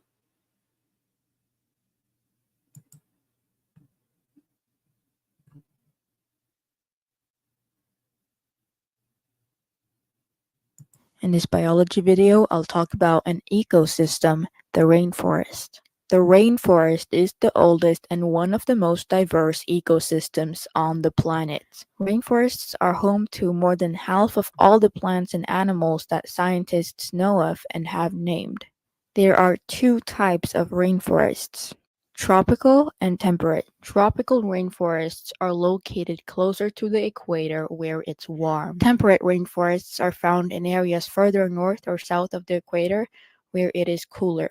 The climate of tropical rainforests is warm and wet throughout the whole year, with high humidity and rainfall. Temperate rainforests, on the other hand, experience 4 highly distinguishable seasons with a big variety of temperatures. With tropical rainforests being so close to the equator, they get lots of sunlight, but some of the sunlight is blocked by a thick canopy, aka the upper layer of a forest where the treetops are found. Tropical rainforests are so diverse that they include hundreds of ecosystems and lots of distinct layers. The top layer, as I previously said, is called the canopy. The layer below the canopy is called the understory, and the bottom layer is called the forest floor. At the very top of the forest are the tallest trees. The tallest trees receive direct heat from the sun, which causes them to constantly dry out. They also tend to be strained out by rains and winds. Sometimes they're also torn down by fluctuations in temperatures. In other words, the tallest trees live tough lives. There are animals living at these very tops, and they have to adapt to the bright sun rays and strong winds. The animals that live at the top of the tropical rainforests are usually very small, since many tree branches in the canopy cannot support heavy weights due to being thin. The flying and gliding animals are the ones usually found at the top. The canopy layer contains the majority of living species in the whole rainforest. In this layer, even organisms of the same species find it hard to see each other due to the overlapping trees and leaves. Therefore, they have adapted other ways to communicate, like for example, loud calls and sounds. In the canopy layer, you can find lots of fruits, insects, nuts, tree frogs, monkeys, lizards, and various species of birds. The layer under the canopy is called the understory layer. The understory is a humid, damp, and dark environment. The understory is also called the strata, and its humidity level is what keeps the animals in this layer alive. Every organism in this layer is well adapted to areas receiving low sunlight. Little to no seasonal changes occur in this layer, and insects are most likely to be found here. The bottom layer, also known as the forest floor, is the darkest layer, and it's where you can find the large terrestrial animals such as elephants and tigers. Let's talk about the animals and how they live in the rainforest. The blue morpho butterflies are common in the rainforest canopy. They have many eye spots on its brown underside that trick predators into thinking the butterfly is a large predator. There are also sloths in rainforests. The three-toed sloths are known for being extremely slow-moving, and they actually hide an entire ecosystem along its body. They move so slowly that green algae grow in their fur, which creates an ideal environment for microorganisms, fungi, and bacteria. This is great because both the sloth and the organisms living on them benefit from the relationship. Sloths provide a home for the microorganisms, and the algae give the sloths coloration and camouflage. Sloths only weigh about 8 or 9 pounds, so they can live in the canopy even though the tree branches there are thin. Another animal that lives in the rainforest is the capybara. Capybaras rely on water for food and to escape from predators. A food web in a rainforest can look like this. A Pacific tree frog eats a plant, and then a black-tipped jackrabbit eats the Pacific tree frog, and then a coyote eats the black-tipped jackrabbit. The second example looks like this. A sloth eats a plant, and then a boa constrictor eats the sloth. Rainforests contain producers, primary consumers, secondary consumers, tertiary consumers, scavengers, and decomposers. The producers include bamboo, orchids, avocado, vines, trees such as banana trees, and other plants. Producers are never animals. In other words, life cannot begin with animals. Even if the animal almost only eats other plants, the animal they eat have most likely eaten plants. The organisms that eat the producers are called primary consumers. Some examples of secondary consumers in the rainforests are sloths, hummingbirds, capybaras, and lemurs. Some secondary consumers in the rainforest include anteaters, vampire bats, and snakes. Some tertiary consumers include tigers, boa constrictors, platypuses, and pythons. Scavengers are the ones that eat the dead bodies or chew them into smaller parts.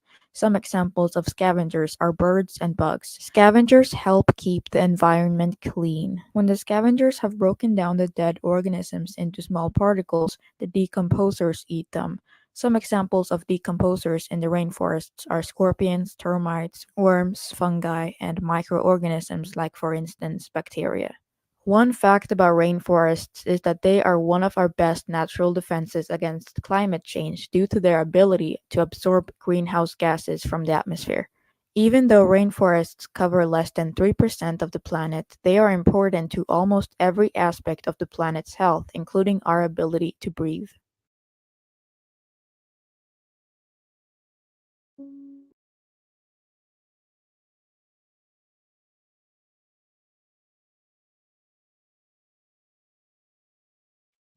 So isn't that interesting?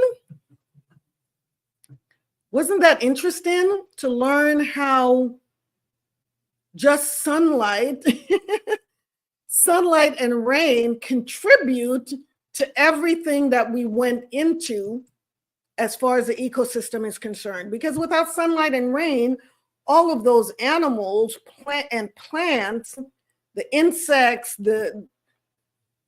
everything could not live.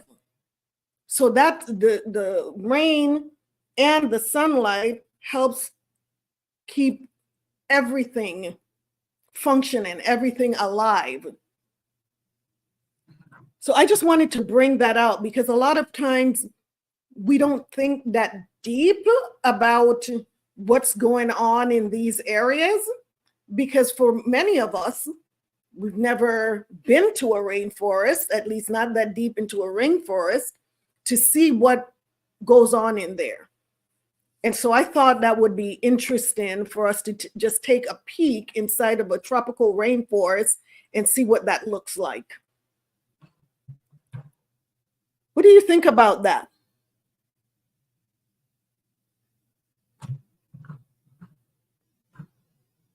I thought that was quite interesting.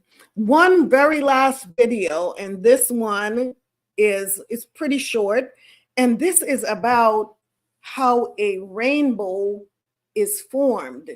Have you ever thought about that? How is the rainbow formed?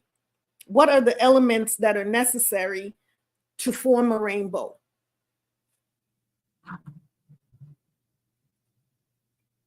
let's look at that. Let's look at this video as we're talking about sunlight and rain and the benefits of sunlight and rain. Even a rainbow falls into this category, right? One of the beautiful benefits of sunlight and rain is the rainbow. Let's do this.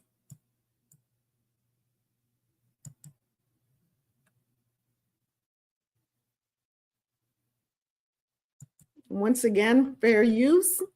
This is for educational purposes only.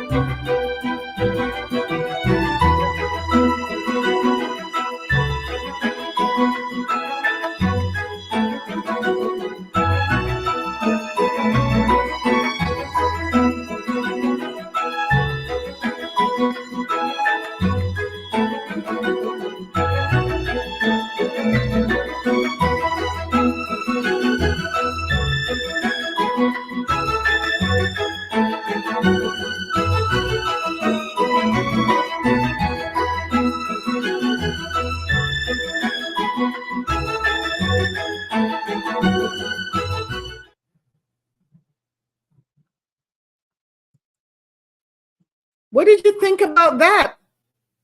That was by Insider Tech. InsiderTech.com. Insider Tech. So the rainbow, the two main ingredients for the rainbow is what we're talking about tonight. Sunlight and rain, the two main ingredients. Isn't that amazing? You know, I cannot remember as far back as my science class and whether we even went into that in my science class. How many of you learned that in science? I don't recall, but it's been almost 100 years. Well, not really, but it's been quite a while since I've been in science class. So I don't recall having a lesson on how the rainbow is formed. But once again, the Most High God is amazing. He is amazing with everything that he has created. And the rainbow as a reminder, right? It's a reminder for us. It's a reminder for his people. So praise the Most High for the rainbow. So wow, we have covered a lot in such a short time tonight. Sunlight and rain are definitely a dynamic duo, don't you think? To sum it all up, we've covered the health benefits of sunlight and rain, the importance of hydration. Can you drink rainwater? And should you? The rainforest ecosystem and the formation of a rainbow. That's a lot of stuff for one night. That's a lot of stuff. So I know it's a lot of information once again, but you can always go back, rewind, watch this video over. If there's anything that you missed, just go back and watch it again, because like I said, this is important. This is important stuff, right? So quick question. I have a quick question. After all of the information that was brought out tonight, for some of us, this may be new information, and for others, it may just be a refresher. Whatever the case may be, I have a quick question. What is the possibility that a Big Bang set all of these elements into motion to create such an elaborate and perfect ecosystem where everything works in proper order to create everything that we discussed tonight? From a tiny raindrop and an enormous sun coming together to form a beautiful rainbow. Without the mastermind of a creator behind it all? Who can believe that? So I vote for the creator. I vote for the creator, that he is the one that set all these things in motion, right? Rather than something just banging out there and creating such perfection. Yes, our creator is awesome. So I just wanted to put that out there, right? I think that's, hands down, we know the answer, but unfortunately there are people out there that just don't believe in the creator. Anyhow, remember, this is just a microcosm of all the elements of creation, most of which we still have yet to see, to touch, to taste, to smell, to hear, or to even imagine. All of this stuff that we discussed tonight. It's so amazing. It's so amazing. So I am so glad that we did this show to learn about the importance of sunlight, the importance of water for our health and our well-being, physically, emotionally, spiritually. These are elements that we need, right? So,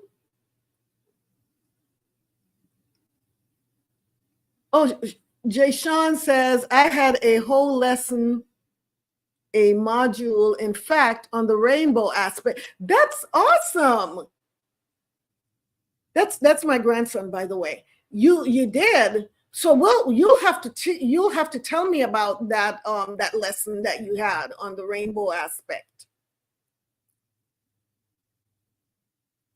Thank you for sharing that with us. And Sister Zahn said, had to be somewhere around us learning about the cumulus clouds. Oh, wow. Okay.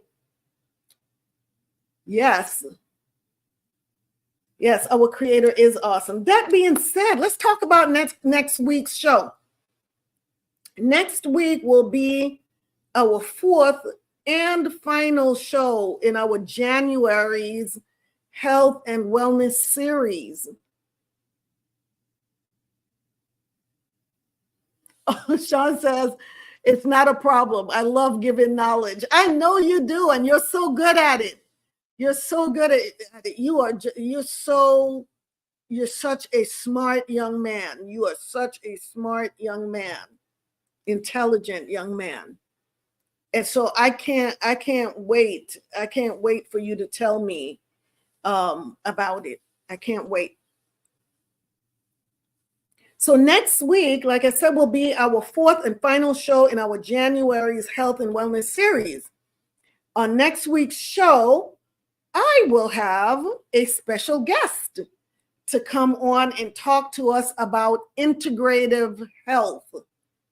Integrative health. And so we are closing out Health and Wellness Month with a bang. This guest happens to be my daughter, Yanni, who is an integrative health practitioner. So she is going to be coming on next week to talk to us. I'm so excited to have her come on next week. She's very knowledgeable, and I'm sure we will learn a lot from her about integrative health. It's important. It's important that you know that this is also an option when it comes to healthcare, integrative health. So next week, and she says, I look forward to next week. I'm looking forward to it as well, my dear. I am. I can't wait to have you on here. So sisters, be sure to share, like, subscribe, hit the notification bell, invite. So this is what I'm going to challenge you to do. Each sister invite a sister to come on next week and to join us next week, because next week is going to be very, very important. So I know last week I mentioned that tonight we would talk about nutrition, but as you saw, that changed, right? I apologize to those that were looking forward to that topic on nutrition. However, after careful consideration, I thought it would be best to wait until next month to talk about nutrition, because February's theme will be nutrition. February's theme will be nutrition. Nutrition is such an important and complex topic. So I thought it deserved to have an entire month dedicated to focusing on it, to focusing on nutrition rather than just one night.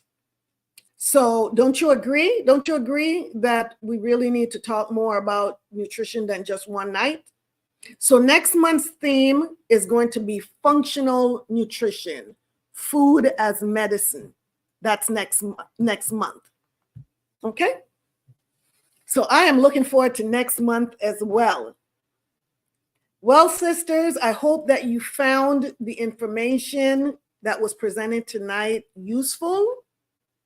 If you did, please do me a favor and share this video with your sister friends and your relatives. Let's grow this channel so that the information can reach Shebrews throughout the four corners of the earth, and even those that are not Shebrews but are willing to be a part of our community. Unfortunately, this is where the tea party ends for tonight. Be sure to tune in next week for our weekly tea party, same time, same tea channel.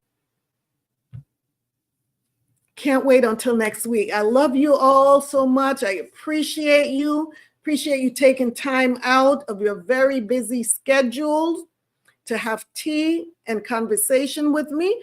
And as we did tonight, water. Know that I am praying for you. I'm praying for us. So until the Most High brings us back together, may you prosper and be in good health. Remember, true healing begins inwardly before it is expressed outwardly. So this is where we part just for the week, okay? I'm keeping you in my thoughts, keeping you in my prayers. I am your hostess, Kwala Yakaka, a voice of reasoning and justice. Stay hydrated, stay healthy, and if it be the Most High's will, we'll see each other next week. Same time, same tea channel. Good night. Shalawam. Have a blessed week. Shalawam. Love you all. Shalawam. Peace and blessings.